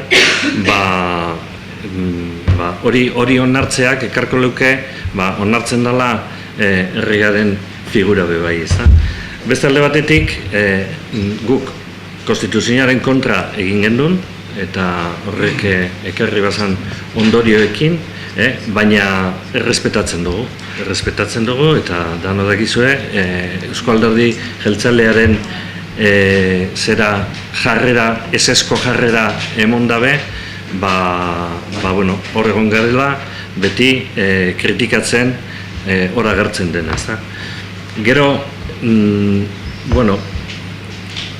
guk ez dugu nahi lege organiko honekin onartzea, hor aldaketa horrekin lortu nahi izan dena, ezta? Hau da, familia baten geratzea hori, transmisio hori edo hori. Gero,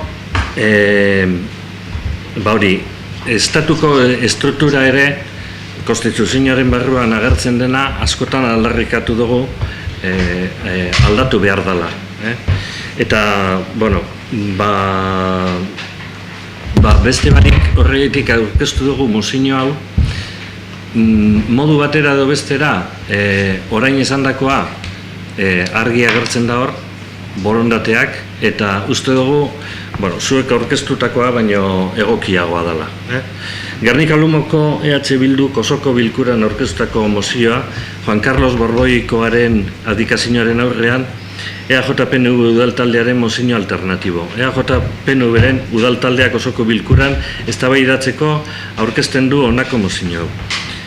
Gernika-Lumoko udalak estatuko gobernuari eskatzen dio konstituzioaren erreforma prozesua abian jar dezala, zeinen bidez estatuko nazionalitate ezberdinek Espainiar estatuarekin nahi duten harreman mota askatasun osoz erabakitzeko aukera izango duten. Hau da, atxikimendua, banaketa edo bitarteko beste formulak. Edozein kasutan, nazionalitate horiei atxikitako lurraldeetako hiritarren borondatearen adierazpen zuzenaren bidez gauzatuko direnak beti ere. El Ayuntamiento de Gernika-Luno solicita al Gobierno del Estado que inicie un proceso de reforma constitucional para habilitar un proceso en el que las diferentes nacionalidades del Estado puedan elegir libremente la relación a mantener con el Estado español, ya sea de accesión, separación u otras fórmulas intermedias que culmine con la expresión directa de la voluntad ciudadana de los territorios vinculados a dichas nacionalidades.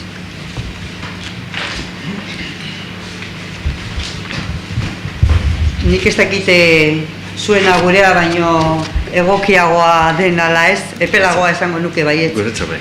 Epelagoa bai, ze... Ez epelagoa ez, guretza bai. Bai.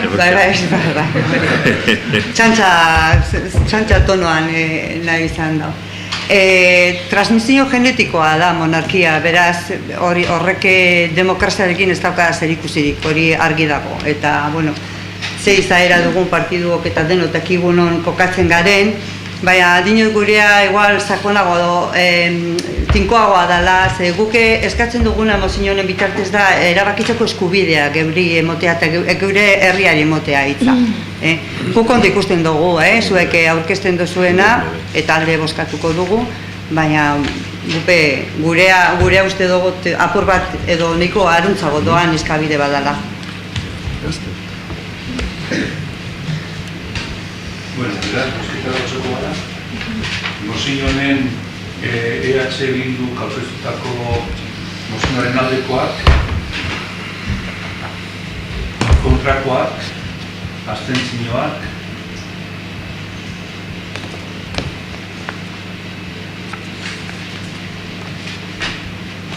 eta EAJ PNV taldeak aurkeztutako mozioaren aldekoak,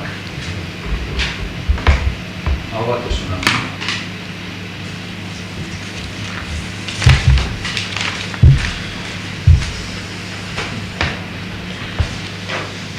EH Bildu taldeak aurkeztutako mozioa. Estatu Batuetan kondenatutako 5 kubatarrei buruzko mozioa. Euskadi-Kuba Adiskidetasun eta Elkartasun Elkarteak, Komite Internazionalistak eta Askapena Talde Internazionalistek eta Euskal Herriko Emigrazio Kubatarrak osatutako Desembarko del Grama gako artean eta Sierra Maestra Euskadi gako artean elkarteek eskatuta dator mozioa. Badira 50 urte baino gehiago Kubak justifika ezin daitekeen blokeoa pairatzen duela. Estatu Batuetako gobernu guztiek inposatutako blokeoak ondorio larriak eragin ditu kubatar herriaren ekonomian, baita bere eguneroko bizitzan ere. Estatu Batuek blokeoa sostengatu ez ezik, Miamin kokatutako hainbat talde eta pertsonari babesa ere eskaini diete. Aipatutako batzuek kubatar herriaren kontrako ekintza terroristetan eta bestelako erasoetan parte hartu dute 3.500 inguru hildako eraginez. CIAk datu hauek onartu eta baieztatu ditu desklasifikatutako zenbait dokumentutan, zein ekintza horietan inplikaturiko pertsona horien adierazpen publikoetan. Kubako gobernua, zilegia den aldetik, hainbat pertsona bidali zituen Miamira bere herritarrak eta ondasun publikoak babesteko. Xedea, han bertan ekintza terroristak gertatu baino lehen ezagutu eta hortaz, ekidin ahal izatea zen. Pertsona hauetatik 5, Gerardo Hernández Nordelo, Ramón Labañino Salazar, René González, eta deitura oso zaila, Fernando González Llort eta Antonio Guerrero Rodríguez Miamin zeudela informazio eta prebentzio misioan, Estatu Batuetako agintariek atzeman zituzten 1988ko irailean. Gobernu Estatu Batuarrak bere lurraldean nazioarteko baten alde lan egitea leporatu zien. Espetxean 33 hilabete prebentzio gizan eta fidantzari gabe pasa eta gero, 2001an epaituak izan eta 15 urte, eta betiko gartzela zigorrak ezarri zizkieten espioitza eta erailketak egite konspirazioa leporatuta. Epaian etzen defentsak adierazitako aringarri bat ere kontutan hartu. Aitzitik, epaileak kasu bakoitzean fiskaltzat agerrarazi zituen astungarri oro aintzat hartu eta gehienezko zigorra ezarri zien. Horrez gain, esan beharra dago, fiskaltzak ez zuela kargu horiek justifikatzen zuen frogarik aurkeztu. Epaiketa hau Miamin egin zen, kubatar amerikarren elkarteen presiopean, eta baita haien propaganda kanpainapean ere. Halaber, auzipegituei ukatu egin zitzaien egoitza judiziala aldatzeko aukera. Bi kargu nagusiei dagokienez, hau da, erailketa gauzatzeko asmoa eta konspirazioa, batean zein bestean ezin izan zen deus ere frogatu. Espioitza kasuan adibidez, etzen egiaztatu akusatuek Estatu Batuetako gobernuaren gandik inongo dokumentaziorik eskuratu zutenik. Ulertzekoa dena, akusatuen misioa, Hego Floridan dauden ustezko talde terroristei buruzko informazioa lortzea besterik ez baitzen. Gora bera eta irregulartasunak medio, 2005ko maiatzaren 27an, Nazio Batuen Giza Eskubideetarako Komisioaren menpekoa den atxiloketa arbitrarioei buruzko lantaldeak ondorioztatu zuen atxiloketa hauek hasieratik arbitrarioak izan zirela. Erruduntzat hartzeko ez zirelako bete ez formaltasun legalak ez eta Estatu Batuetako legearen beraren jardunbidea. Beste nazioatako agenteen atxiloketetan presoak elkartrukatzea da gobernuan ohitura eta prozedurak. Orain dela gutxi, Estatu Batuetako gobernuak Errusiako gobernurako lan egiteagatik espioitzat hartutako hainbat pertsona elkartrukatzea onartu du. Kasu honetan, Kubaren kontrako blokeoa eta 5 pertsona hauek bidegabeki zigortzera eraman zituzten motivazio politikoek egoera honi irtenbide bat ematea eragozten dute. 15 urte baino gehiago pasatu dira, Estatu Batuetako espetxe batean sartu zituztenetik. Munduko milioika gizon eta emakume, estatuetako presidente ohiak barne, intelektual ospetsuak, kultura gizonak, zientzialariak, kirolariak, mugimendu sozialak, sindikatuak eta bar, mintzatu dira injustizia honen bukaera eskatzeko.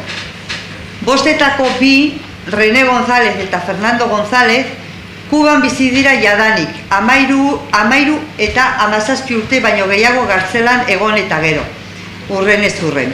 Hala ere beste 3, 22 urte eta bizi oso arteko kartzela zigorra dituzte.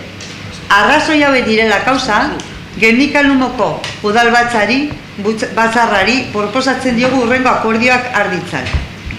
Lehenengoa, Estatu Batuetako presidenteari dei egin nahi diogu bere ahalmen betearazlea balia dezan egoera larri eta bidegabeko honi irtenbide bat emateko. Hau da, gobernu Estatu Batuarrari preso hauek kartzelatik atera ditzan eskatzea. Gerardo Hernández, Ramón Labañino eta Antonio Guerrero, hiritar kubatarrak hain zuzen ere. Eta bigarrena, akordio honen berri, Kubako enbasadara, AEB-tako enbasadara eta estatuko kanpoko arazoetarako ministeriora igortzea.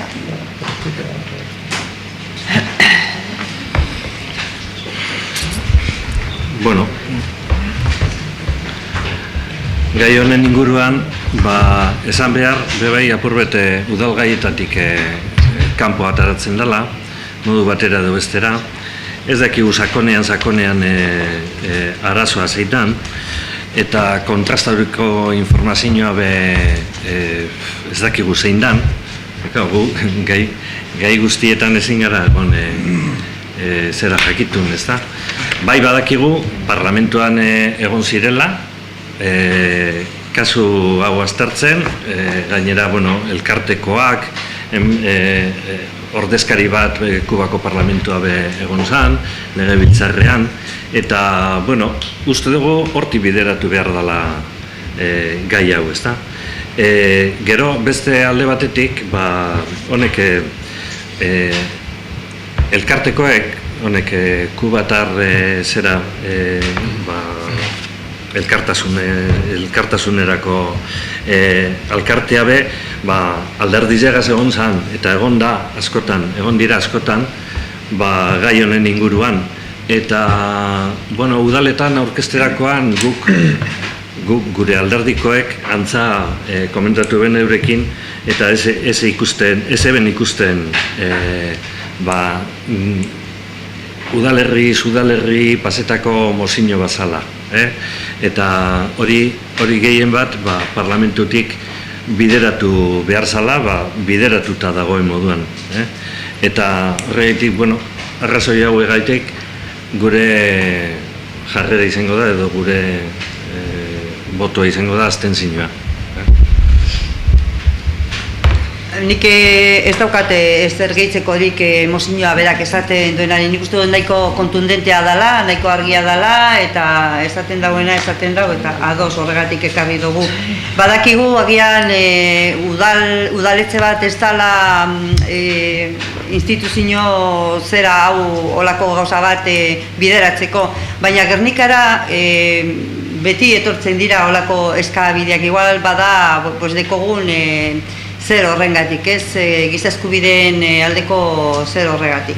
Orduan guk ondo ikusi dugu hau aurkeztea hemen eta noski alde botako dugu. bozketara pasako gara orduan. Bildu mozioaren aldekoak, kontrakoak, abstentzioak.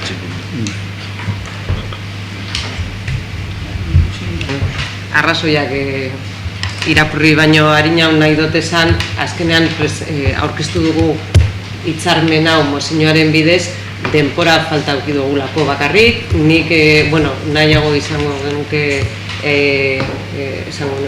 gureko nuke batzorde informatibo bat eduki, baina asuntoa izan da, teknikarien oporrak egon direlako, eta pentsagendun gehiago landuta egon dalako, eta ez dugu gure aukera hau galtzea datorren hilean edo irailan martxan jartzeko zerbitzu hau.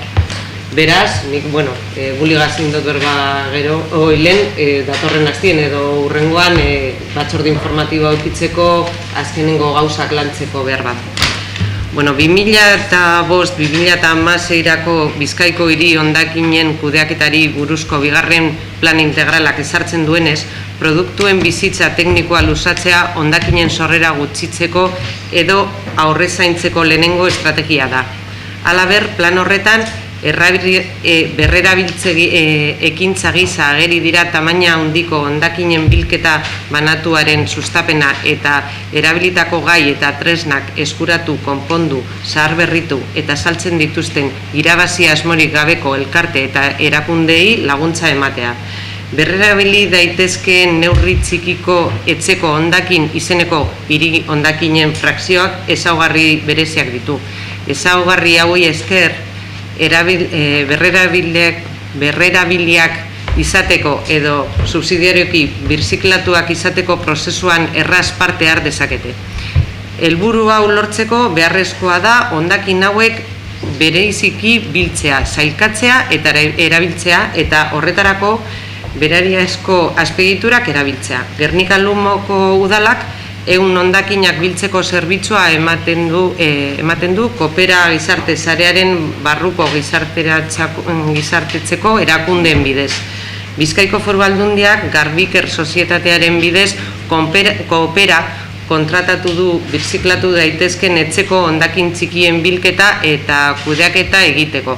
Eta azaroaren 25-eko 146/2013 foru dekretuaren bidez onartu du zerbitzu horri dagokion presio publikoa. Azken urtetan, Bizkaiko Foru Aldundiak lankidetza hitzarmenak sinatu ditu Bizkaiko udalekin etxeko hondakin txikiak berrerabiltzeko prestatzeko zerbitzua emateko. Azaldutako honengatik guztiagaitik EAJPN-beren udal taldeak honako mozio hau aurkezten du osoko bilkurak onartu daian. Neurri txikiko etxeko zaborren frakzioen berrerabilpen zerbitzua antolatzekoari buruzko Bizkaiko Foru Aldundiaren eta Gernika Lumoko udalaren arteko lankidetza hitzarmena onartzea. Eta bigarrena, Bizkaiko Foru Aldundiaren ingurumen sailari akordio honen berri ematea. La cuestión de lo que se trata es de firmar un nuevo convenio con la Diputación Foral de Vizcaya para el tratamiento y la recogida de lo que se denominan pequeños residuos de pequeño tamaño reutilizable, y lo que se trataría en el caso de Gernika sería sustituir los contenedores que ya hace bastantes años que existen, los contenedores verdes donde se deposita la ropa, por otros contenedores que tienen unas características que permiten que no solo se deposite el contenedor, lo que es el residuo textil, sino otros pequeños electrodomésticos que en vez de subirlos al Garbigune, pues podríamos dejarlos en ese contenedor. Y para ello lo que Diputación ha hecho a través de Garbiker es contratar a la red social Kopera, que tiene una planta de tratamiento de este tipo de residuos en Munguía, que lo que se trata sobre todo es de, en la medida que se pueda, reutilizarlos y sacarlo a la venta de segunda mano, y en el supuesto de que no se pueda reutilizar, reciclar. Lo que se consigue con la implantación o con la mejora del servicio que viene dando en este momento el Ayuntamiento de Gernika es poder recoger más residuos, más tipo de residuos para la reutilización, pero además, al haber contratado este servicio por parte de Diputación, lo que se ha hecho es abaratar el costo. Diputación, a través del precio público, lo que va a cobrar a los ayuntamientos es una cuantía inferior a lo que supone el servicio de tratamiento, lo que cuesta realmente el servicio de tratamiento, porque en la escala de gestión de residuos se están aplicando precios públicos, de manera que las fracciones que se reutilizan, se reciclan o tienen un tratamiento diferente de lo que pudiera ser la eliminación, asume Diputación el costo extra para que a los ayuntamientos y por lo tanto a los vizcaínos y vizcaínas nos resulte más barato. Como he comentado antes, este convenio y sus anexos se han trabajado por parte de los técnicos del Ayuntamiento de Gernika y los técnicos de otra dirección que no es la mía, y por eso, pensando que ya estaba presentado el documento, pues no habíamos planteado el hacerlo antes. Lo que ha ocurrido es pues que había habido algún error en los envíos y luego un problema de comunicación por fechas, porque la gente está de vacaciones. Lo único que se plantea es la ocasión de aprobar este convenio aquí, para que se pueda firmar cuando los anexos estén, yo creo que están prácticamente cerrados, pero bueno, que se hagan las reuniones informativas, las comisiones informativas que correspondan, para que se pueda firmar, y no sé si a primeros de agosto o en septiembre se puedan poner los contenedores nuevos. Creo que se pondrían 3 más, en sustitución de los verdes se pondrían 6 contenedores blancos, no sé si los habéis visto en otros municipios, unos que son más grandes como esto, y que se pueda poner en marcha el servicio. Bermion dauzen. Bai, eta Zornotzan eta beste herrizetan. Hori da bakarrik. Eta barkatu eskuduaren asuntoari buruz. Gu izan ginen, udaletik izan ginen, zuekasek harremanetan jarri ginen, zuk informazio eman da, kontenedore hau edo bilketa sistema hau martxan ipinera egendulako herri zen, ezta? Eta honek bere prozedura auki beharko luke, teknikoek baldintzak eta ikusi, bai teknikoak, bai administratiboak, batzordetatik pasatu, eta azkenean hona ekarri. Eta nik hau dokumentu hau atzo hartu naben, posta elektronikotik. Eta orain ataka batean gauz, karo, baietz boskatzen badugu, el PNV trae el contenedor blanco a Gernika. Da ezetz boskatzen badugu, Bildu se opone al reciclaje. Hori igual, abstenido inmarko ginetik. Mesedes. Eta orduan... Domeka, esan otzun nahi baduzu bion artien aurkeztuko gendula mozioa, Osea... Ez, dinote prozedura atletika burua tarraro geratzen da. Bai, benetan da. Eta hori bai egia da teknikaria, ingurumen teknikaria, justo, 3 aste hauetan, oporretan egon dana, eta ezin izan dut telefono hartu, oporretan egon dalako, baina nik bai gogoratu gure dutzuet, beste batzuk beba dauzela udaletxien, badaue idazkaria, banauni, edo ez dakit. Baina, bueno, sin más, txantxak aparte, por supuesto, hitzarmen honen alde gauzen lez, eta bilketa hau, onuragarria dalako bebai alde ekonomikotik, udalari aurrezkia edo aurrezpena ekarriko dutzulako, bai ez buskatuko dugu. Baina ez arrazoi bategatik ez bete haitik, ez porque uno trae ni porque el otro se pone... Gainera, benetan, esan etxun, bion artien aurkeztuko gendula mozinoa. Vale. Bueno, hombre, estando todos de acuerdo, bueno, viene como moción, no es lo normal. Se podría haber puesto como un punto del orden del día, ¿no? En vez de como moción. Y bueno, pero, como dice Bully, pues si ahora te abstienes o dices que no, pues parece que estás en contra. No, estamos a favor, por tanto, aunque sea en forma de moción, pues vamos a decir que sí.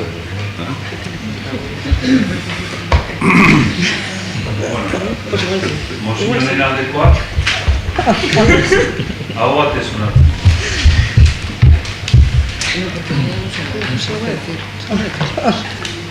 Erakota perioduan taldeak aurkeztutako mozioa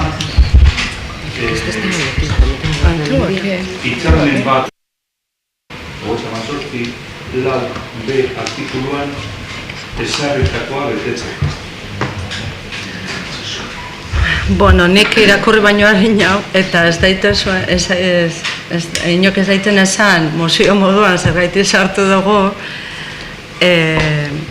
Uztailaren 2an guk talde... Beste baten harin hau.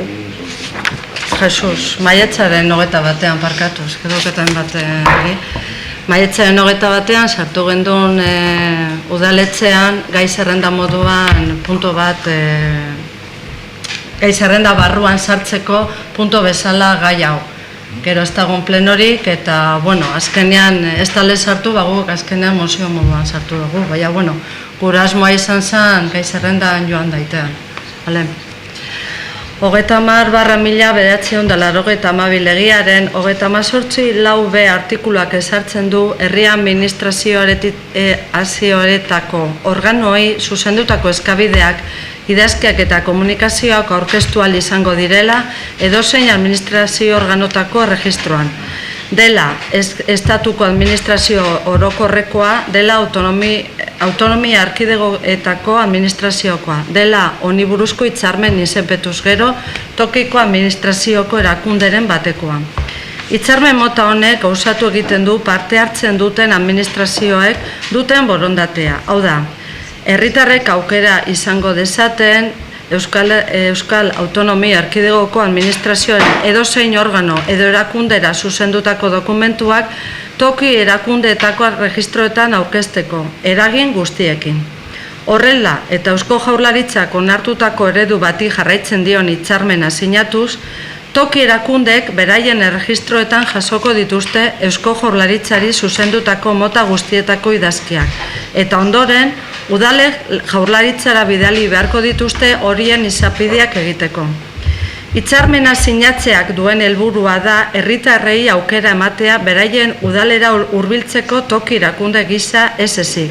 Euskal Administrazio dezentralitatua bezala ere. Horrela, herritarrek ez dute zertan Euskal hiriburuetara alferrikako joan etorriak egin behar izango. Halaber, udalak onura argia lortzen du, alegia, bere herritarrek erosotasun eta hurbiltasun gehiago irabazi dezaten egitea, eta herritarrei ematen dizkien zerbitzuak gehitzen. Hori dena kontutan harturi, EAJPNU udaltaldetik aukera hau kontutan eduki dezan eskatzen dugu. Eta Gernika-Lomoko udalak Eusko Jaurlaritzarekin hitzarmen sina dezan, gobernuaren administrazio dezentralizatuan bihurtuz eta azken finean herritarrei hurbiltasun aukera emanez. Hori horrela Gernika-Lomoko EAJPNU udaltaldeak honek honako mozio hau aurkezten du bilkuran eztabaidatzeko eta onartzeko. Hitzarmena Euskal Autonomia Erkidegoaren eta kasu honetan Gernika-Lumoko udalaren arteko herri administrazioen araubide juridikoari eta administrazio prozedura erkideari buruzko 30/1992 legearen 38.4 artikulan ezarritakoa betetzeko tramitatzea eskatzen dugu. Bueno, aurrekari moduan esan daikegu gai hau 2011ko martxoaren 30ean orduan zegoen PSOEko zinegotziak aurkeztu zuela. Gaia maiganean gelditu zen, ze hitzarmen, bueno, edo eztabaidatzeko gelditu zen, bai. Gelditu zen maiganean, ze sagrario bakarrik proposatu ban eta eze ban hitzarmenak ez zuen ekarri, bueno, guk landuta daukagu hitzarmena, bueno, adosten bada, klaro, edo aurrerantza badua, guk Eusko Jaurlaritzarekin berba egin dugu, eta, bueno, ez dago inolako arazorik hitzarmen hau aurkezteko. Gehien ban, nik esan aldautzuet, badakizuen nik udaletxe baten lan egiten dudala, eta Gernikatik pilo bat jende etorten da, edo amatasun bajak, edo diru laguntzak, edo gauze guztei hori buruz, idazkiak, edo diru laguntzak, edo hori dana, nire kasuan Kortesubiko udaletxean erregistratzeko eta Eusko Jaurlaritzari behaltzeko. Orduan, gu pentsatzen dugu azkenien herritarrei hurbiltasun horrek udaletxea daukadana eta ez hiriburuetara ez joatea azkenean onuragarria dela. Eta horregaitik mozio ekarri dugu onartu daiten. Bai, egia da Sagrario bere garean planteatu zuela eta guk ondo ikusi genuen gainera eta enuen gogoratzen zergatik geratu zen mai gainean eta egon gara apur bat itxaroten ze hori bazegoen gure asmoan. Esan nahi dut, gogoratuko duzue bagabizela orain dela lehiatila bakarraren antolaketarekin eta hori lehiatila bakarra doaz izango da hain zuzen be herritarrari errasteko nora joan eta tramiteak egiteko modua, ezta? Orduan guk hori baloratu gendun erregistro moduan be eskaintzea edo zerbitzu hori eskaintzea, naiz eta estan bere komplikazioak dituen. Bagaude orain talde txiki batean, 5 udaletxetako talde txiki batean hau martxan ipintzen eta horietako batek badu zerbitzu hori. Eta momentu puntualetan, kanpainak daudenean edo izaten da nahiko jende asko hurbiltzen da, aurreratzen da, registroa da, hori gero tramitatu egin behar da, edo Eusko Jaurlaritzara bialdu, edo Bilbora, edo Gasteizera, edo nora dan. Horrek bat dauka beran, zera. Baina uste dugu, eta konbentzituta gaude, horregatik abiz bezagaz be, herritarrari zerbitzu hori eman behariakola. Gu gara, zuk esan duzu moduan, erakunderik hurbilena eta gure atea izan dadila, eurek joan behar barik Bilbora edo Gasteizera edo nora tokatzen dan, eta ondo ikusten dugu. Mozio honen aldekoak, hau bat esan.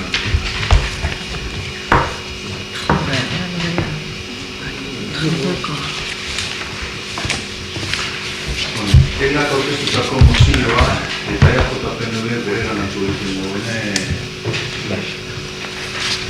Bai, eta apurbete harintzeko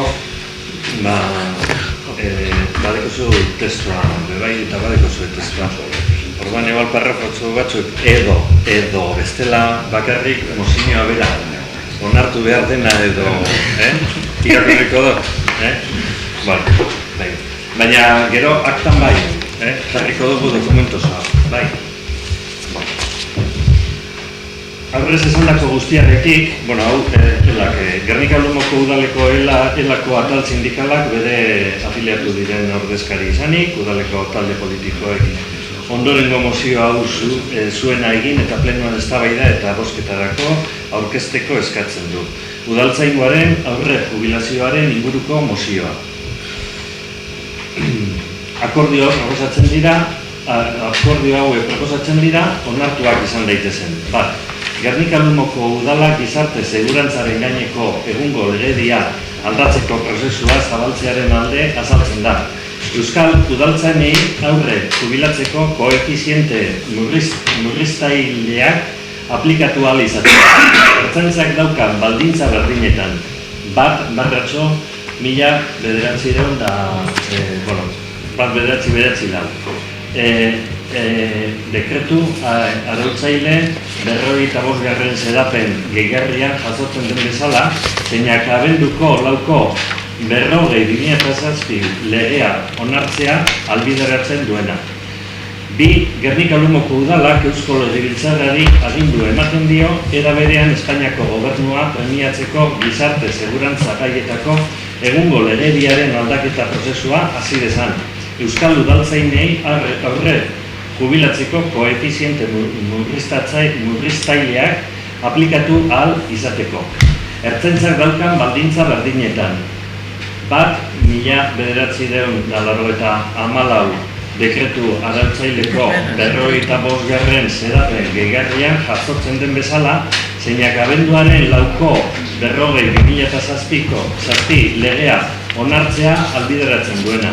Hiru, Gernika-Lumoko udalak Euskal Udalen elkartei, Eudel eta Udalbiltza agindu ematen die ekintza honi babesa emateko eta ordua helduta berau aurrera eramateko datu eta dokumentuak eman ditzaten. Gernikako-Lumoko udaleko elako atal sindikala.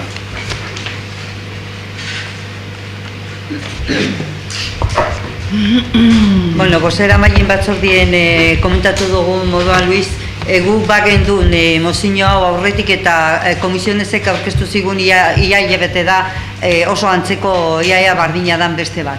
Ez gendun, arrazoi izan da orain arte ez dugula plenoik egin, baina egon gara negoziazio mailan batez BRPT-arena zarratzen, horren eztabaida horretan, eta guk ikusten gendun nola dan udaltzaingoaren naiz eta orokorrien hartu behar dan udaltzaingo osoa, ez?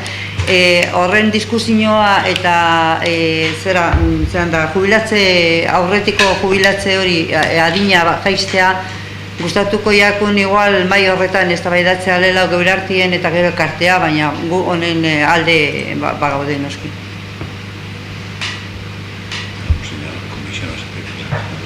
Bai, komisionezek presentada da, baina bai, maiatzaren 26an sartuta dago, eta proposatzen dugu botatzen dira. Ados bagauz.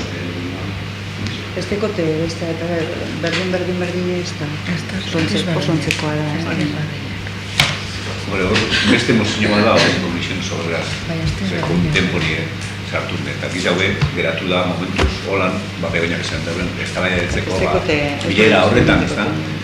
Da, EURP presente debelez, izango dut, antzekoa da, ez da, testoa ia berdin, ezagutzen duzu, Luis, esan duztazu komisionezena? Ez, badaki sartuta daukela edo, baina testurik... Ez dira geratu bakasurik etzakuen. Bai, nik eskatuko duke hori, biek...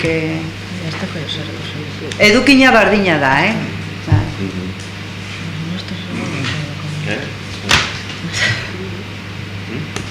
Eso es. Bueno, mozio honen aldekoak alde. Hau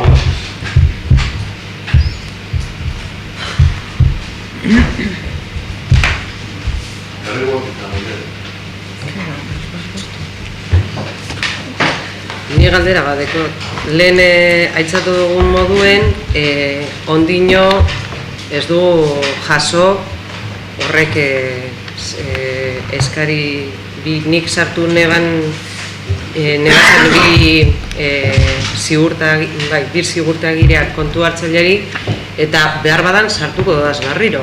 Ze dira jakitzeko ia zenbat diru kobratu dabe, Ariatza lorategia 2007-tik 2014 arte eta gero LC Konsultoresek bebai, baina sartuko dodaz berriro, bizer. Da ez zertitzu egian du? Ez que mezu horretan hori jaso genuen. Eta, hau ja ez da ez... Eta betiko galdera, horrekontuan esko. Ze igaz abuztu nola ertu gendu zen, eta ustailen gauzea, izde bat imorrekor. Ez tozu hartun behia dizien? Ez, zein horretan bialdu dozuen? Gaur bota, ez da egite? Nik 2:30... Konbokatoria hemendik arte betera, zineki? Ez, 3 eta pikur arte udaletzen dago naiz, ez dut ezar hartu.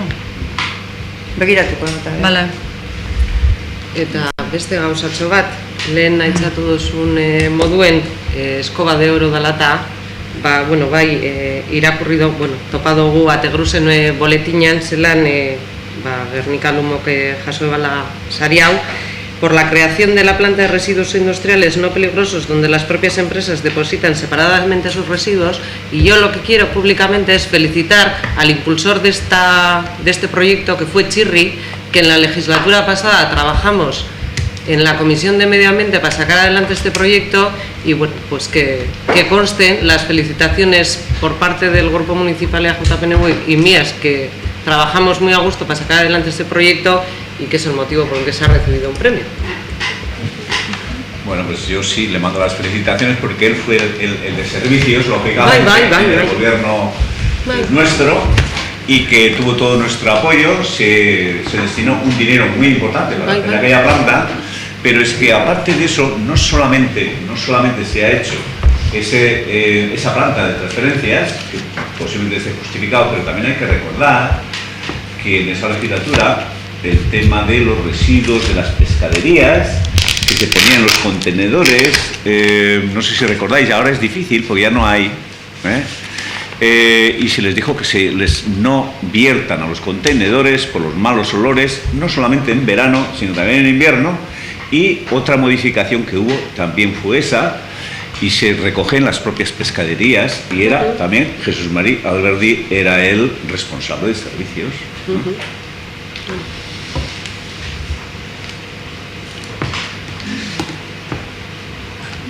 Bueno, pues yo, como os he dicho al principio, sinceramente hemos, pues bueno, dos premios, el de la Escoba de Oro, y sobre todo creo que es importante, pues para mentalizar a la gente que anda por ahí por libre, que son muy poquitos, que sacan los muebles y cosas.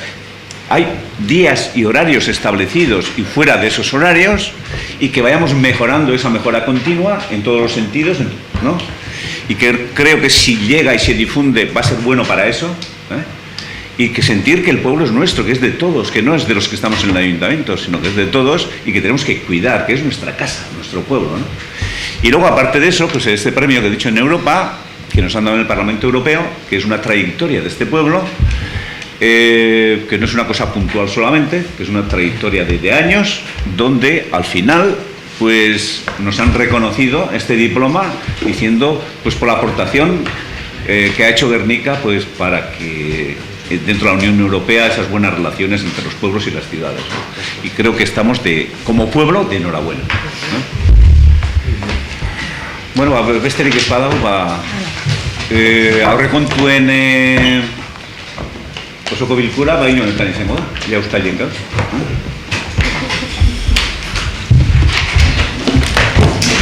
San Ignacio Vesperan.